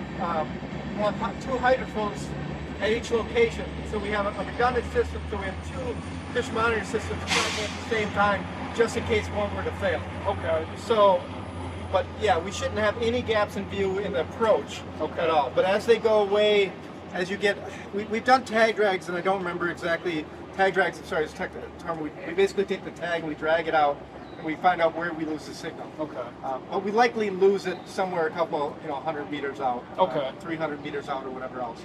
So we don't know what the fish does once it exits. So it generates a lot of data. It generates for analysis. You know, it was an amazing feat for the crew to get this installed and built in 8 months. And now the fun stuff, you know, the data, crunching all the numbers and really evaluating the system is a pretty monumental task. So one other question too. What about the maintenance on these type of sensors? Since you put them in, have you had to do any maintenance on them, or are they all reliable? Hopefully they are reliable. We'll see. That's why we do. It's too early to tell. Yeah, but that's why we do have 2 redundant systems. So we have 2 redundant systems of hydrophones, at least officially. Setting it is down at the bottom of the lock chamber, because once those, when they're discharging, when they're emptying the lock chamber, the flow is just, it's coming out through a limited number of ports, and all that volume of flow coming out of the lock chamber. And then also the velocities that are generated by those barge screws are, they'll knock trees around, they'll move, it just, so that, the soundbar is constructed the way it is for a reason. It is just it looks pretty quiet out there now, but it's not. So, Teresa Newton mentioned Barkley. Barkley, we learned a lot as far as the hydrophones, where they could be and how they could be mounted. They had a mounting system that was on a plate on the side of the wall, and a lot of those didn't last very long. They got ripped off the walls. Even though they were bolted by divers to the wall, they still got ripped off. So that's why we went through a different system that we'll see if it holds or not. Okay. One thing I learned on the project, all those white covers are HDPE. It's a 1-inch thick type of high-density plastic. High-density plastic material. But the sound, Krista and the other sound engineers say it's actually invisible to the sound. It propagates right through without any. So that was kind of interesting. It was just. Any questions?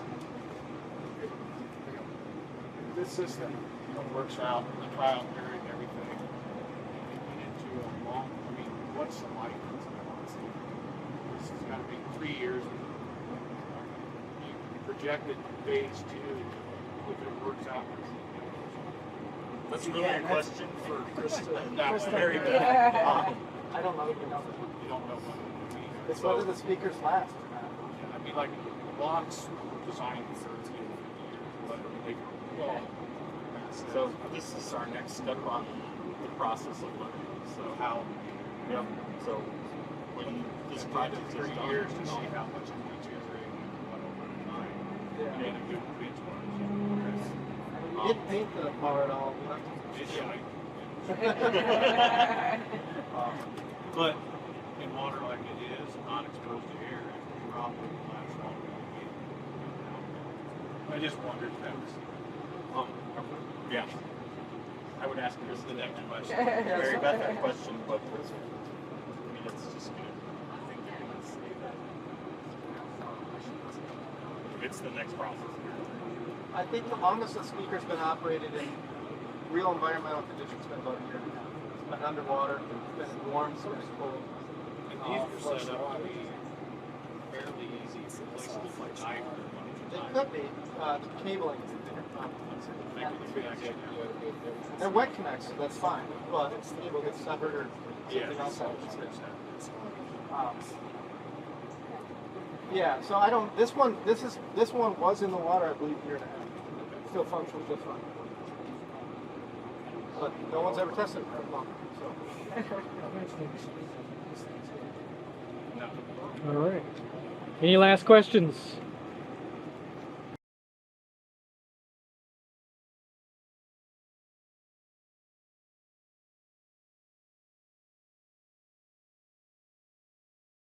Hearing the Bighead carp, silver carp, grass carp, you basically do a hearing test just like you would if you're going to the audiologist, and they play sounds at different frequencies and different decibel levels. Obviously fish can't raise their hands, so they are going to measure brainstem activity, so it's like whether they can detect that signal or not. So we don't know whether they'll respond to it, it's just whether it could be detected.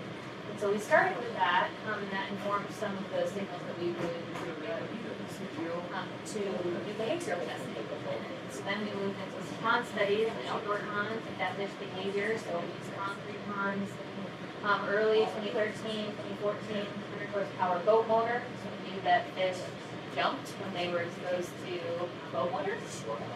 And so we started with that, and then kind of looked at some of the engineered signals that Krista has been developing.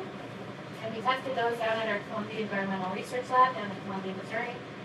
And that paper should, fingers crossed, get out of here, be out of here. So that informed the selection of the stimuli that we're using here. So what we're using are 3 signals, 2 engineered signals that were developed by Krista, and 1 which is a 100 horsepower boat motor sound that we've used for tests in the past. So they're about 30 seconds each, played back to back to back. So you'll hear those better when you go outside, or you may have already here. But that's what we were testing in the pond. We've also moved into larger field studies or applications, working in the Chicago area waterway as a backup to the electric dispersal area when that was having maintenance. We worked in Emaquan to move fish out of these culverts, and had in 2015 a larger field trial in Morris, Illinois.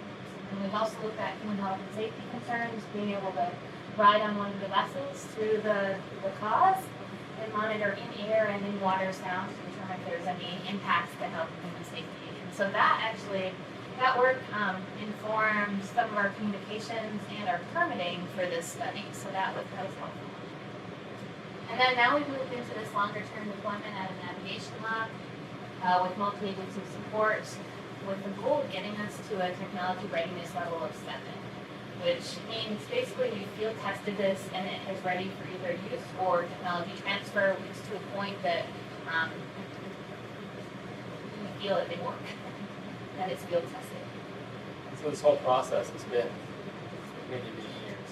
Yes, and some of the early work, so that's 2014, there was some work, 2013, 2012 that they were doing on field trials when they were working on water guns, which did not end up being very effective. It's just one every direction. You'll see on top, we want to be able to change fish behavior in a predictable manner. So we don't want fish to just scatter in the old direction, because that's not going to be helpful. So they may go right through the deterrent, which is kind of what we were seeing with the water guns. It just scared them, and then they pulled in one direction or another. With this, we're trying to make it a more gradual deterrent to move them out of the area. So it has been a process. And there's still a lot to learn, so even though we've done all this work, still, does this transfer to a full scale? We don't know, that's why we're doing this. So there's a lot of, as Krista mentioned, environmental conditions that change, things that come through the lock that we can't predict or control for in a lab or pond experiment. So to monitor fish behavior, and I don't know if you guys hit up the fish tagging one yet. Have you gone to that? Okay, so you'll go to that one next. And they'll talk all about the tags and how we track fish, but how we get the information received from the tags that are in the fish are by all these hydrophones that are located throughout the lock. So here's the gates. The gates are right here, and then this is flow moving downstream. The weldment or the soundbar is right here. And then we have all these black dots, gray dots. Those are all telemetry receivers that are listening for tags at a specific frequency. So 69 kilohertz or 307 kilohertz. I think you probably saw that microphone. Yeah. That one. And so all the cables that you see running through here run to these two boxes. Thank you, Vanna. And we have these all the way in the approach, as well as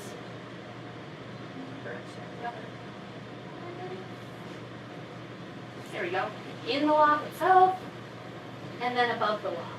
So we should be able to detect a fish as it moves in the lock and all the way upstream or vice versa. The reason we have so many is that we need to triangulate their positions. So we need fish detected on 3 of those receivers at any one time. And then we've done everything in duplicate or triplicate because we don't trust them. And you never know what's going to happen. And so if one goes out, there's always a backup next to it. If one system goes out, we have a backup. If one panel goes out, we have a backup. So there's duplicates or triplicates to everything. And then the data that come from the receivers, so the detections or the hydrophones, connect to these 2 acoustic telemetry receivers. And then what you'll see on these 2 laptops are actually raw detections. So anything that looks like a straight line are actually a tag, not a fish.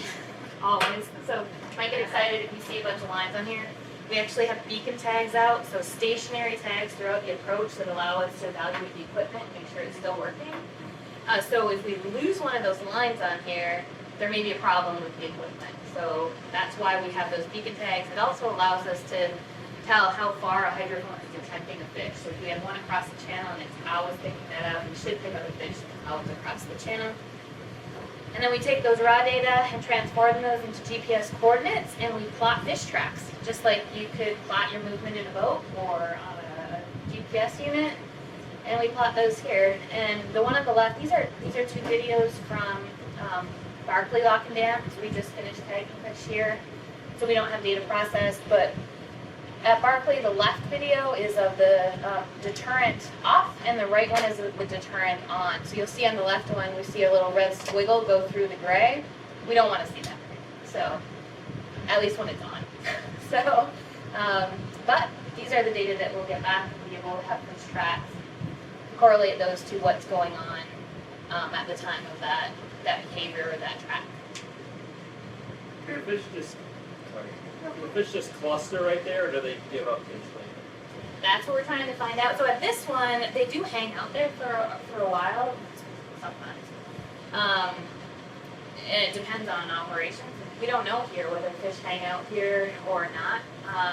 At least within the turn-on, we have some prior data, and they'll talk about it a lot at the next station, that suggests that fish do hang out in the approach. And so will that change when we have the deterrent on? Or will they hang out less? Or will they come back less often? So those are the questions we hope to get at. So you're about to do our tech transfer. Who are you looking at for other government agencies, or do you think there's any commercial? Yeah, that's a good question. We've had a lot of discussions on that within USGS. I think state agencies are potentially a big one, being able to take that and use it somewhere, even Fish and Wildlife Service potentially. I don't know if there's any. There's no commercial. I've heard it's the Valley of Death, and it's fascinating stuff, and it's wonderful, and we did what we meant to do, and then it just dies, yeah. Well, I think here it's sort of trying to figure out where's their funding available, like who could use this. You know, the work in the Chicago area waterway, we have speakers now that exist.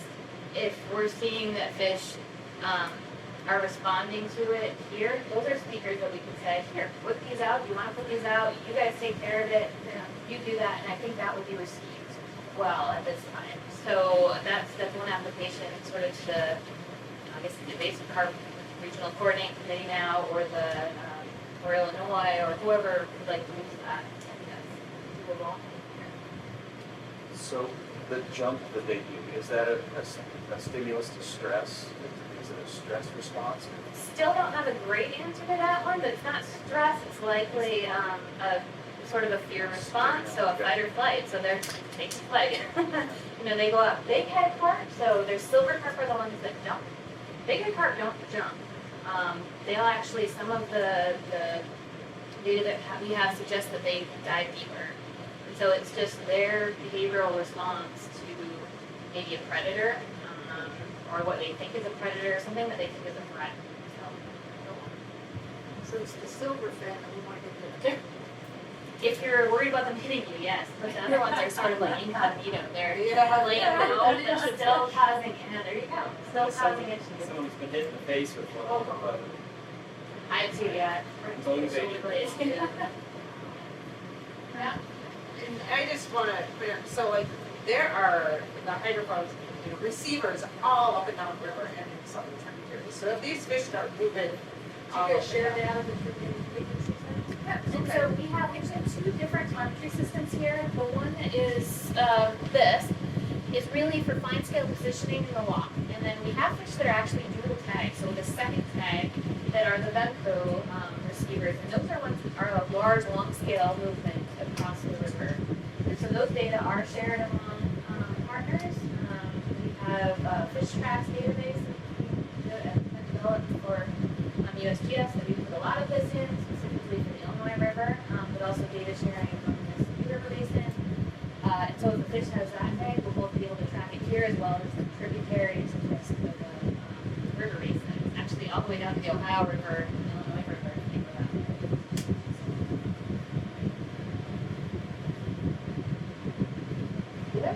All right, next. Outside of the trailers, we took about 2.2 miles of cable to make this system happen, both in terms of the telemetry, the speaker cables, and the sound cables. So there's a lot of cabling that you're not seeing when you go outside and you just look at the lock itself. And that's primarily due to the lock masters, both Alan Dickerson and Jim Knight, when they were here. As we were, ideally deploying things, they kept saying, no, this would work better, and this would work better. But that allowed us to bury the cables so that we reduced any human hazards. So, when you're looking around, you're not seeing a lot of this outside of this area. The other thing to notice is as you're leaving, we have the transformers. Those take a digital signal and make them an analog signal, and a lot of that has to do with the fact that the acoustics work on piezoceramics rather than what you're typically used to with speakers. We have the amps that are sitting in this rack, and as well as other signal conditioners that we use to prevent any power surges so the amps stay healthy, and preamps. All in all, we use about 800 amps or 800 watts per speaker. Yep, it takes a lot, right? And believe it or not, the way we have it set up, that's really reduced. So we're monopolizing and building out so that our cost relative energy is pretty low every month. What you're seeing right here is that system that was developed by Brule and Kerr and Erdig. So Brule and Kerr, they do in-air acoustics. They do a lot of things for our military in the United States. They're over in Denmark.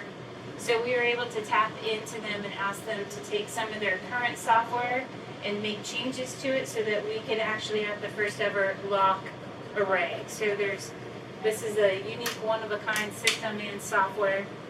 As I mentioned, there's some hiccups. It doesn't work perfect all the time, but we're getting better at it, and they're working with us. And I probably spent 20 hours with them at night, just on different nights, calling them up and having a technician go back to the office or redesign something and send it back to us. So every time Windows hits us with an update, B&K is calling and trying to send us a software update. So they're really working with us, and that's wonderful to have as an external collaborator. What it's really telling you is right now this is the main weldment. I wish I had one of these in my car when I was a kid, because this is telling us how loud it is, so we don't burn the speakers out. We have alarms set for it. If it gets too loud, it will immediately send out an alarm that goes to my cell phone. It says something's wrong with the array. The speakers are going to basically get burned out if you keep using it at that high. And it also has an alarm that says, hey, something went off and the speakers are not on at the moment. So we've built all that into the software. This is called the waterfall plot that you're looking at.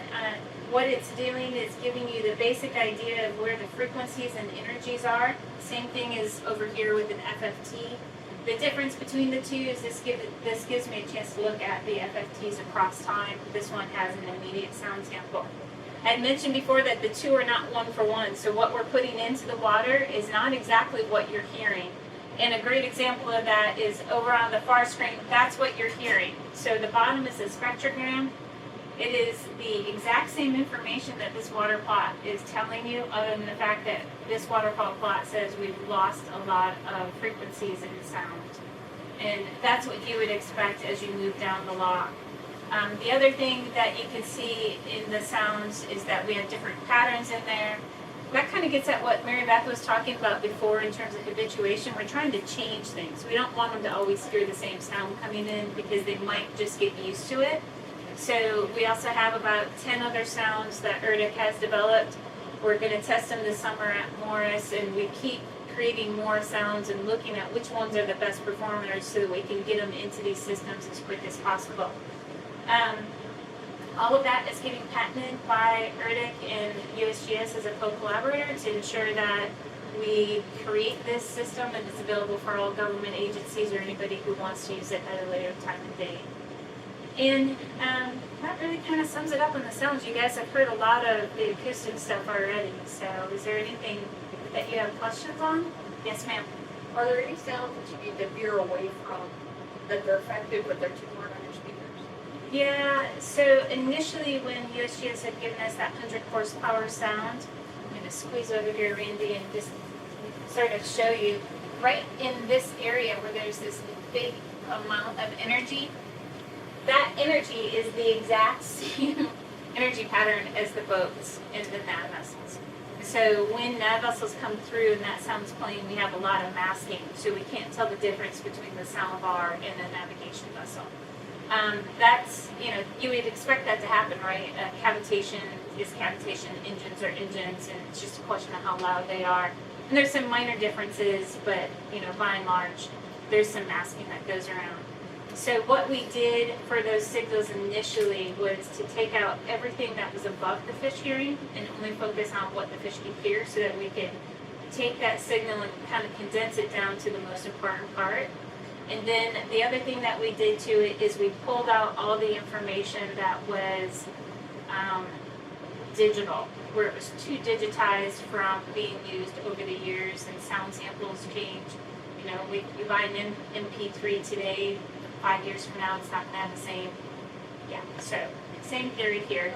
We pulled out the junk, and that helps the speakers a lot for us to be able to focus in on what the fish actually need and to ignore everything outside of that. So this is using sample type sounds that were digitally altered or just created from scratch? The engineered sounds are created from scratch. We use that 100 horsepower signal, and I mentioned before, we broke it down into principal components, so increasing sweeps, decreasing sweeps, different frequencies, adding loudness in different parts. And by the time we had tested about 50 different principal components, we grabbed the 10 we thought were most effective took that and then rebuilt the engineered sounds from that. Should be a Grammy. Yeah. Most terrible song.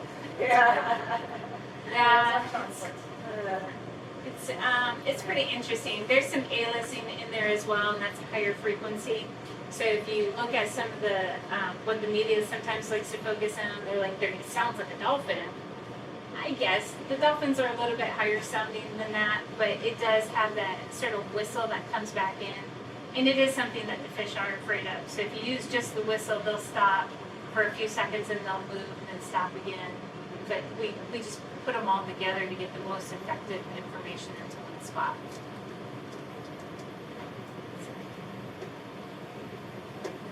All right. Any last questions? I'm seeing this thing change. Yeah, it does. So right there, that is 100 horsepower. So you can see there's a big energy difference between how that goes across the spectrum versus an engineered sound. If you wait a few more seconds, you'll see it change again.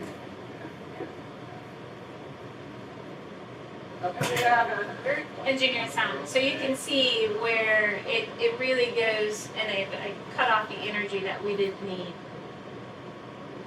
Yeah, it's just perfect too.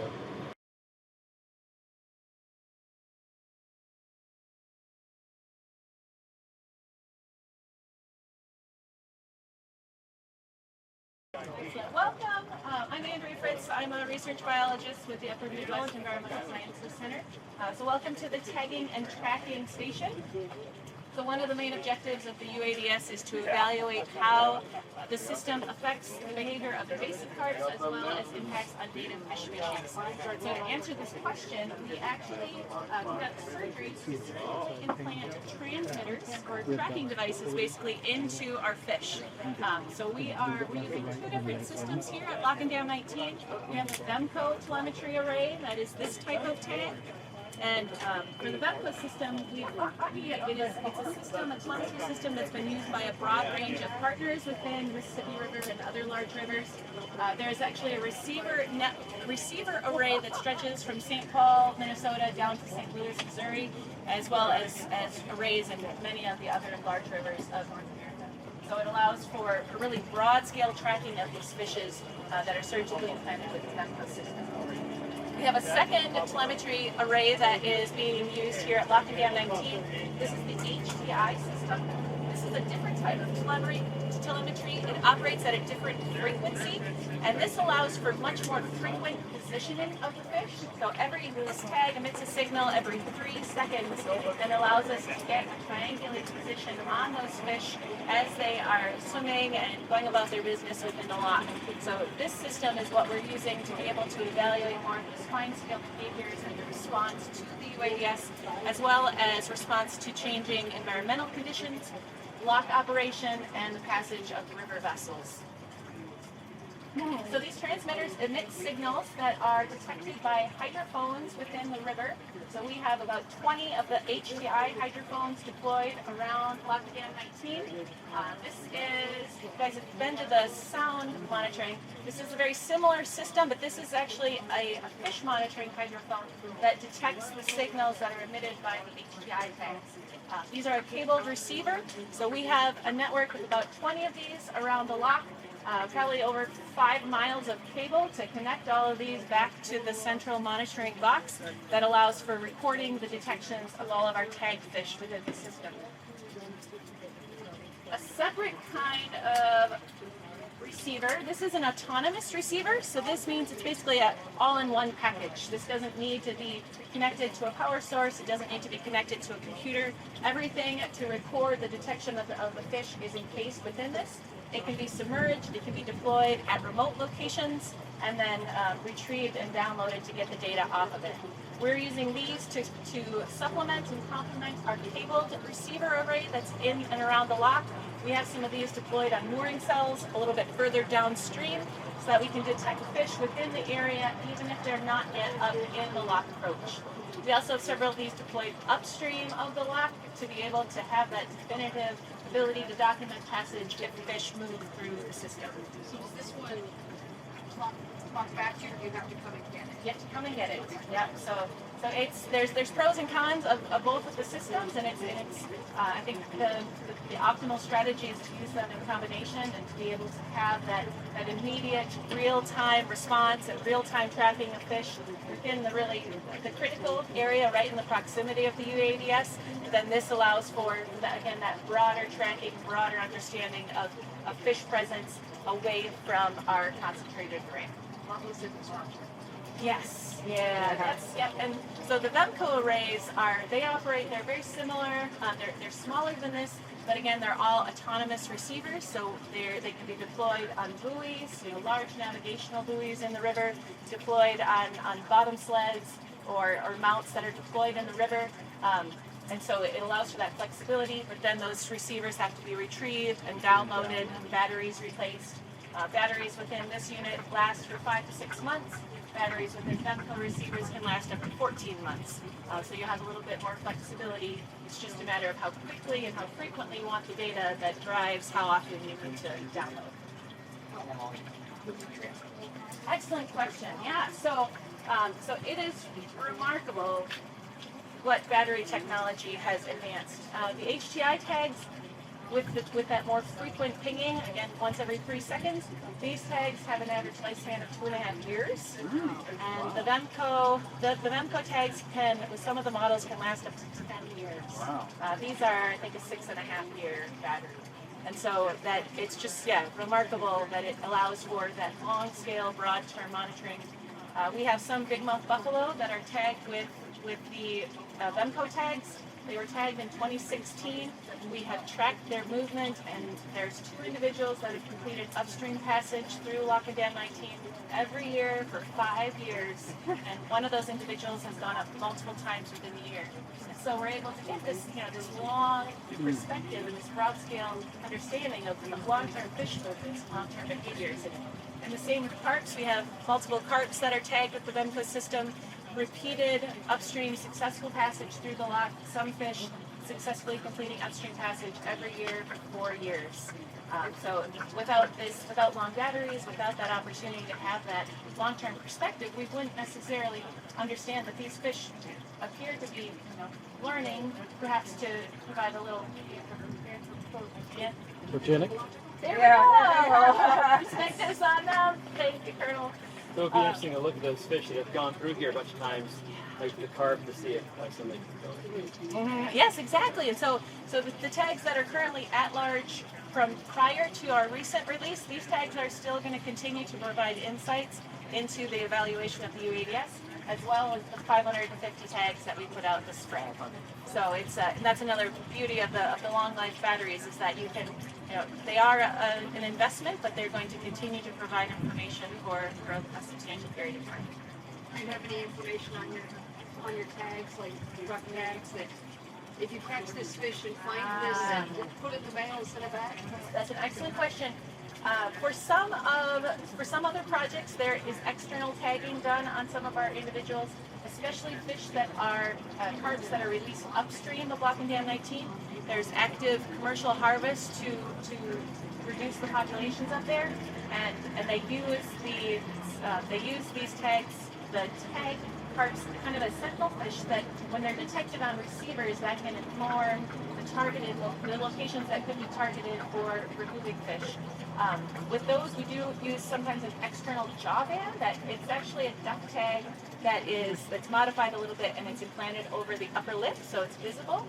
For this particular study, we made the decision that we weren't going to externally tag any of the fish because there is the potential for a small effect on the behavior of the individuals as they're healing, and that it might affect their feeding or their overall health.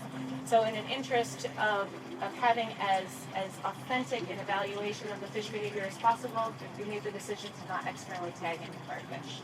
So if a fish is captured fairly recently after surgery, they could still see that incision. But once that's healed, there would be no external characters that would identify this as a tag fish.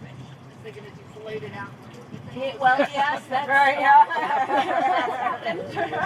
yeah. Someone's monitoring me. How do they close the incision? Yeah, well, so that's an excellent segue. So because of the heat today, we made the decision that it was not prudent to have live fish on site in the interest of keeping them in good health. So we don't have a live fish, but we do have our full surgery setup.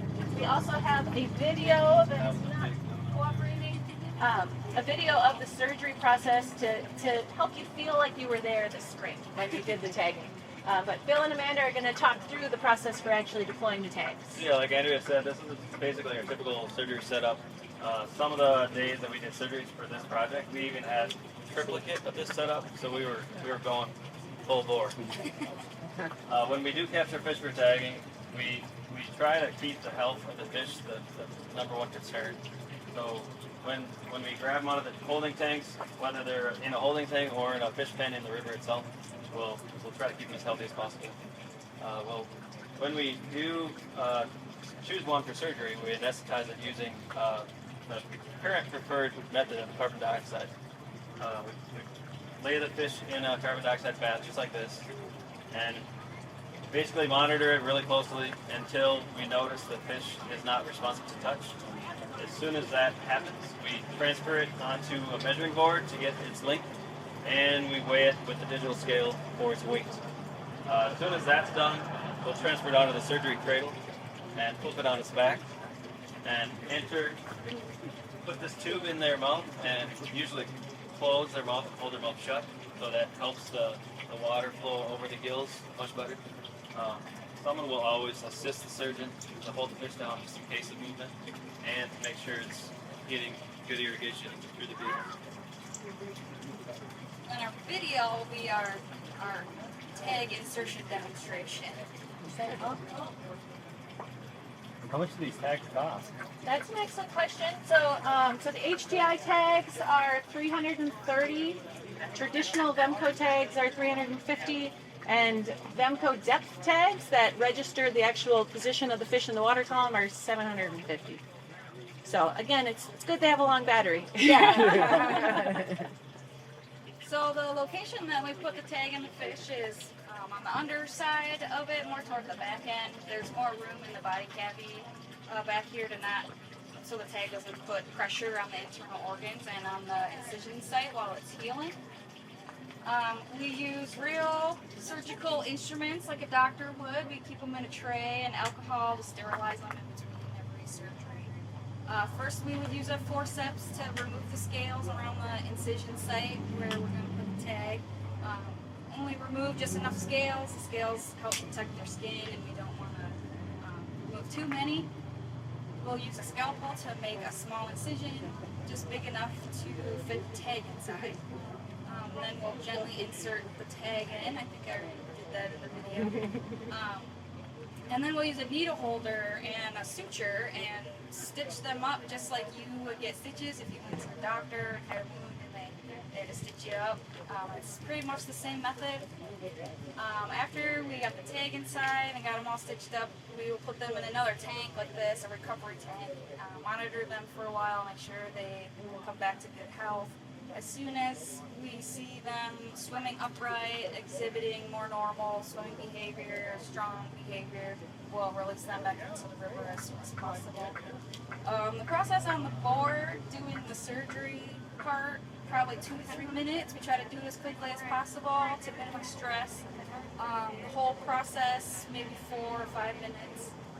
Recovery period can vary depending on the fish. Some of them are very feisty and they are ready to go right away. If we put them in the recovery tank and they're swimming around and trying to get out of the tank, then we release them right away. Others, we might keep them in the recovery tank for 10-15 minutes to make sure they're swimming strong before we release them back in the water. Mm-hmm. So this spring we released 555 fish over the course of about 4 weeks. This was a monumental effort by about 7 different agencies and 30 different people that all came together and contributed to make this happen. A really fantastic multi-agency effort, as every part of this uADS process has been. Yes. So where do you catch and release them? Okay, excellent question. So we actually some of some of our pre-data actually indicated that the origin of the fish has a substantial effect on the ability or the motivation of a fish to complete upstream passage through this lock. We have 4 years of pre-data from this location using the VEMCO system that we've been tagging fish and monitoring their behavior, and with that pre-data we actually were able to identify a really substantial differential motivation to complete upstream passage for carps that have experience in locations upstream of Lock and Dam 19 versus those that were originally tagged in pool 20. So originally there was fish tagged in 2016 and 2017 up in pools 19 through 17. Those fish came down over the dam on their own volition, and those fish exhibited a much greater propensity to create passage, to conduct complete passage back upstream. There's really fantastic food resources upstream, and it appears that once fish have had that experience and have experienced that area, they have a great motivation to get back.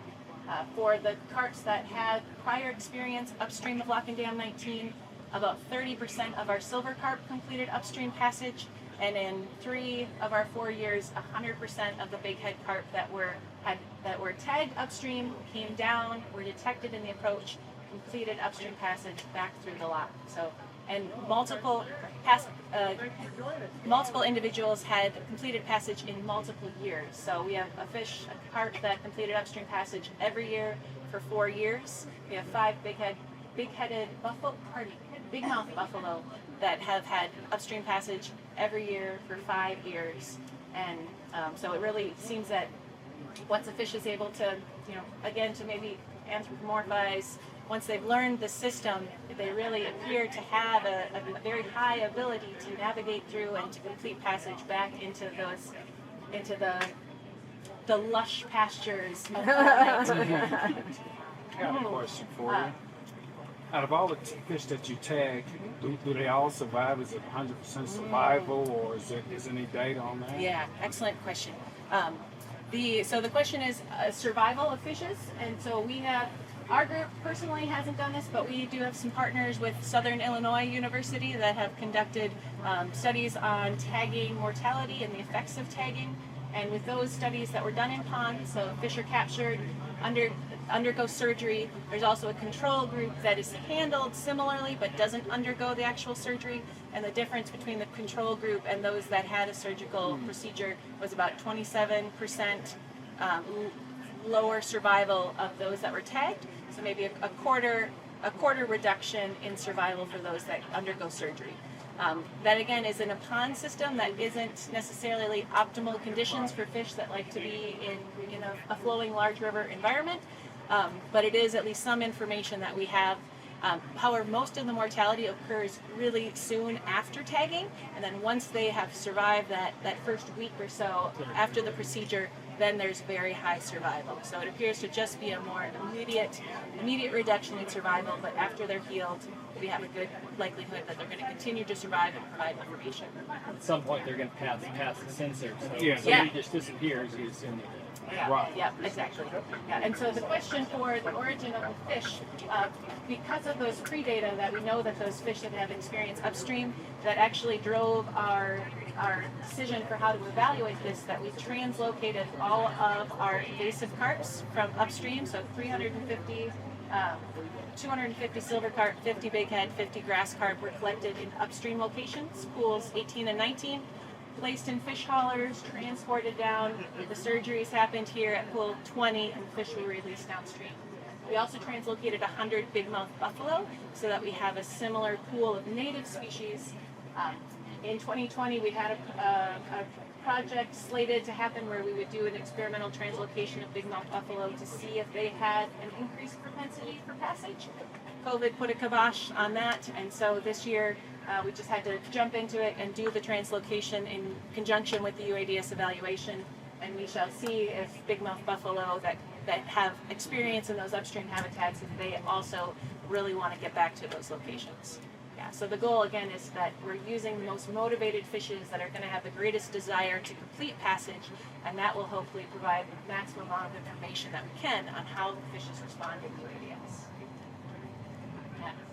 All right, so again, we talked about those hydrophones. So we've got the 2 different arrays around the lock. We have about 20 of the HTI hydrophones deployed in ladder wells and mounted on the bottom near the walls for protection from barges and river vessels, ice. And then we also still have our Vemco array that is also deployed in this area. So by taking those triangulated positions from the HTI system, we can then piece together tracks and piece together the behavior and the movements of fishes and how they're responding to the uADS. With that on-off cycle of being on for 80 hours and off for 80 hours, it provides an opportunity to evaluate their response while the stimulus is present, and also just under regular environmental conditions within the lock approach. You know, things change with vessels, things change with environmental conditions and the operation of the lock. So having that on-off cycle really allows us to get a better handle on what the specific effect of the uADS is, decoupled from other changing environmental conditions. Again, we spoke a little bit about it, but we have a fair bit of pre-data from this location. We've had our Vemco array in place for 4 years at Lock and Dam 19, and that's provided information about the timing of passages. It's documented that invasive carps indeed are able to navigate through this lock. It allows us to gain insights into the timing of those upstream passages. This pre-data indicated that our native species that are completing passage through this location are actually doing that upstream movement earlier in the spring, March through May, but all of our invasive carp upstream passages have occurred from June through mid-September. And so there may be an opportunity to even further potentially adjust and make it a more species-specific operation so that we're minimizing effects on natives when they have that desire to complete upstream passage, and make sure that we have our maximum effectiveness during that period of time when the carps have been documented to want to complete that upstream passage. Lock and Dam 19 has been a really optimal place for this study. The pre-data that we've had with the Vemco system has been super helpful. Upstream passage, again, is limited only to the lock chamber, so if a fish is going to go upstream, they're going to have to go through the chamber, and it's really been an ideal location for testing this experimental deterrent. Our pre-data have also helped to inform the design of the uADS and also how to evaluate it. So specifically with the translocation and using those translocated fishes, if we didn't have this pre-data, that would have been an insight that we would not have had, and we would have probably simply tagged fish that originated from pool 20 and maybe not had very much challenge data. But because of these pre-data, we know that we need to be evaluating those fishes that are going to be most motivated to move through this lock. Questions? Feel free to come in closer, see the equipment, look at any of the posters, and flag any of us down if you have specific questions. Thank you. Yeah, thanks.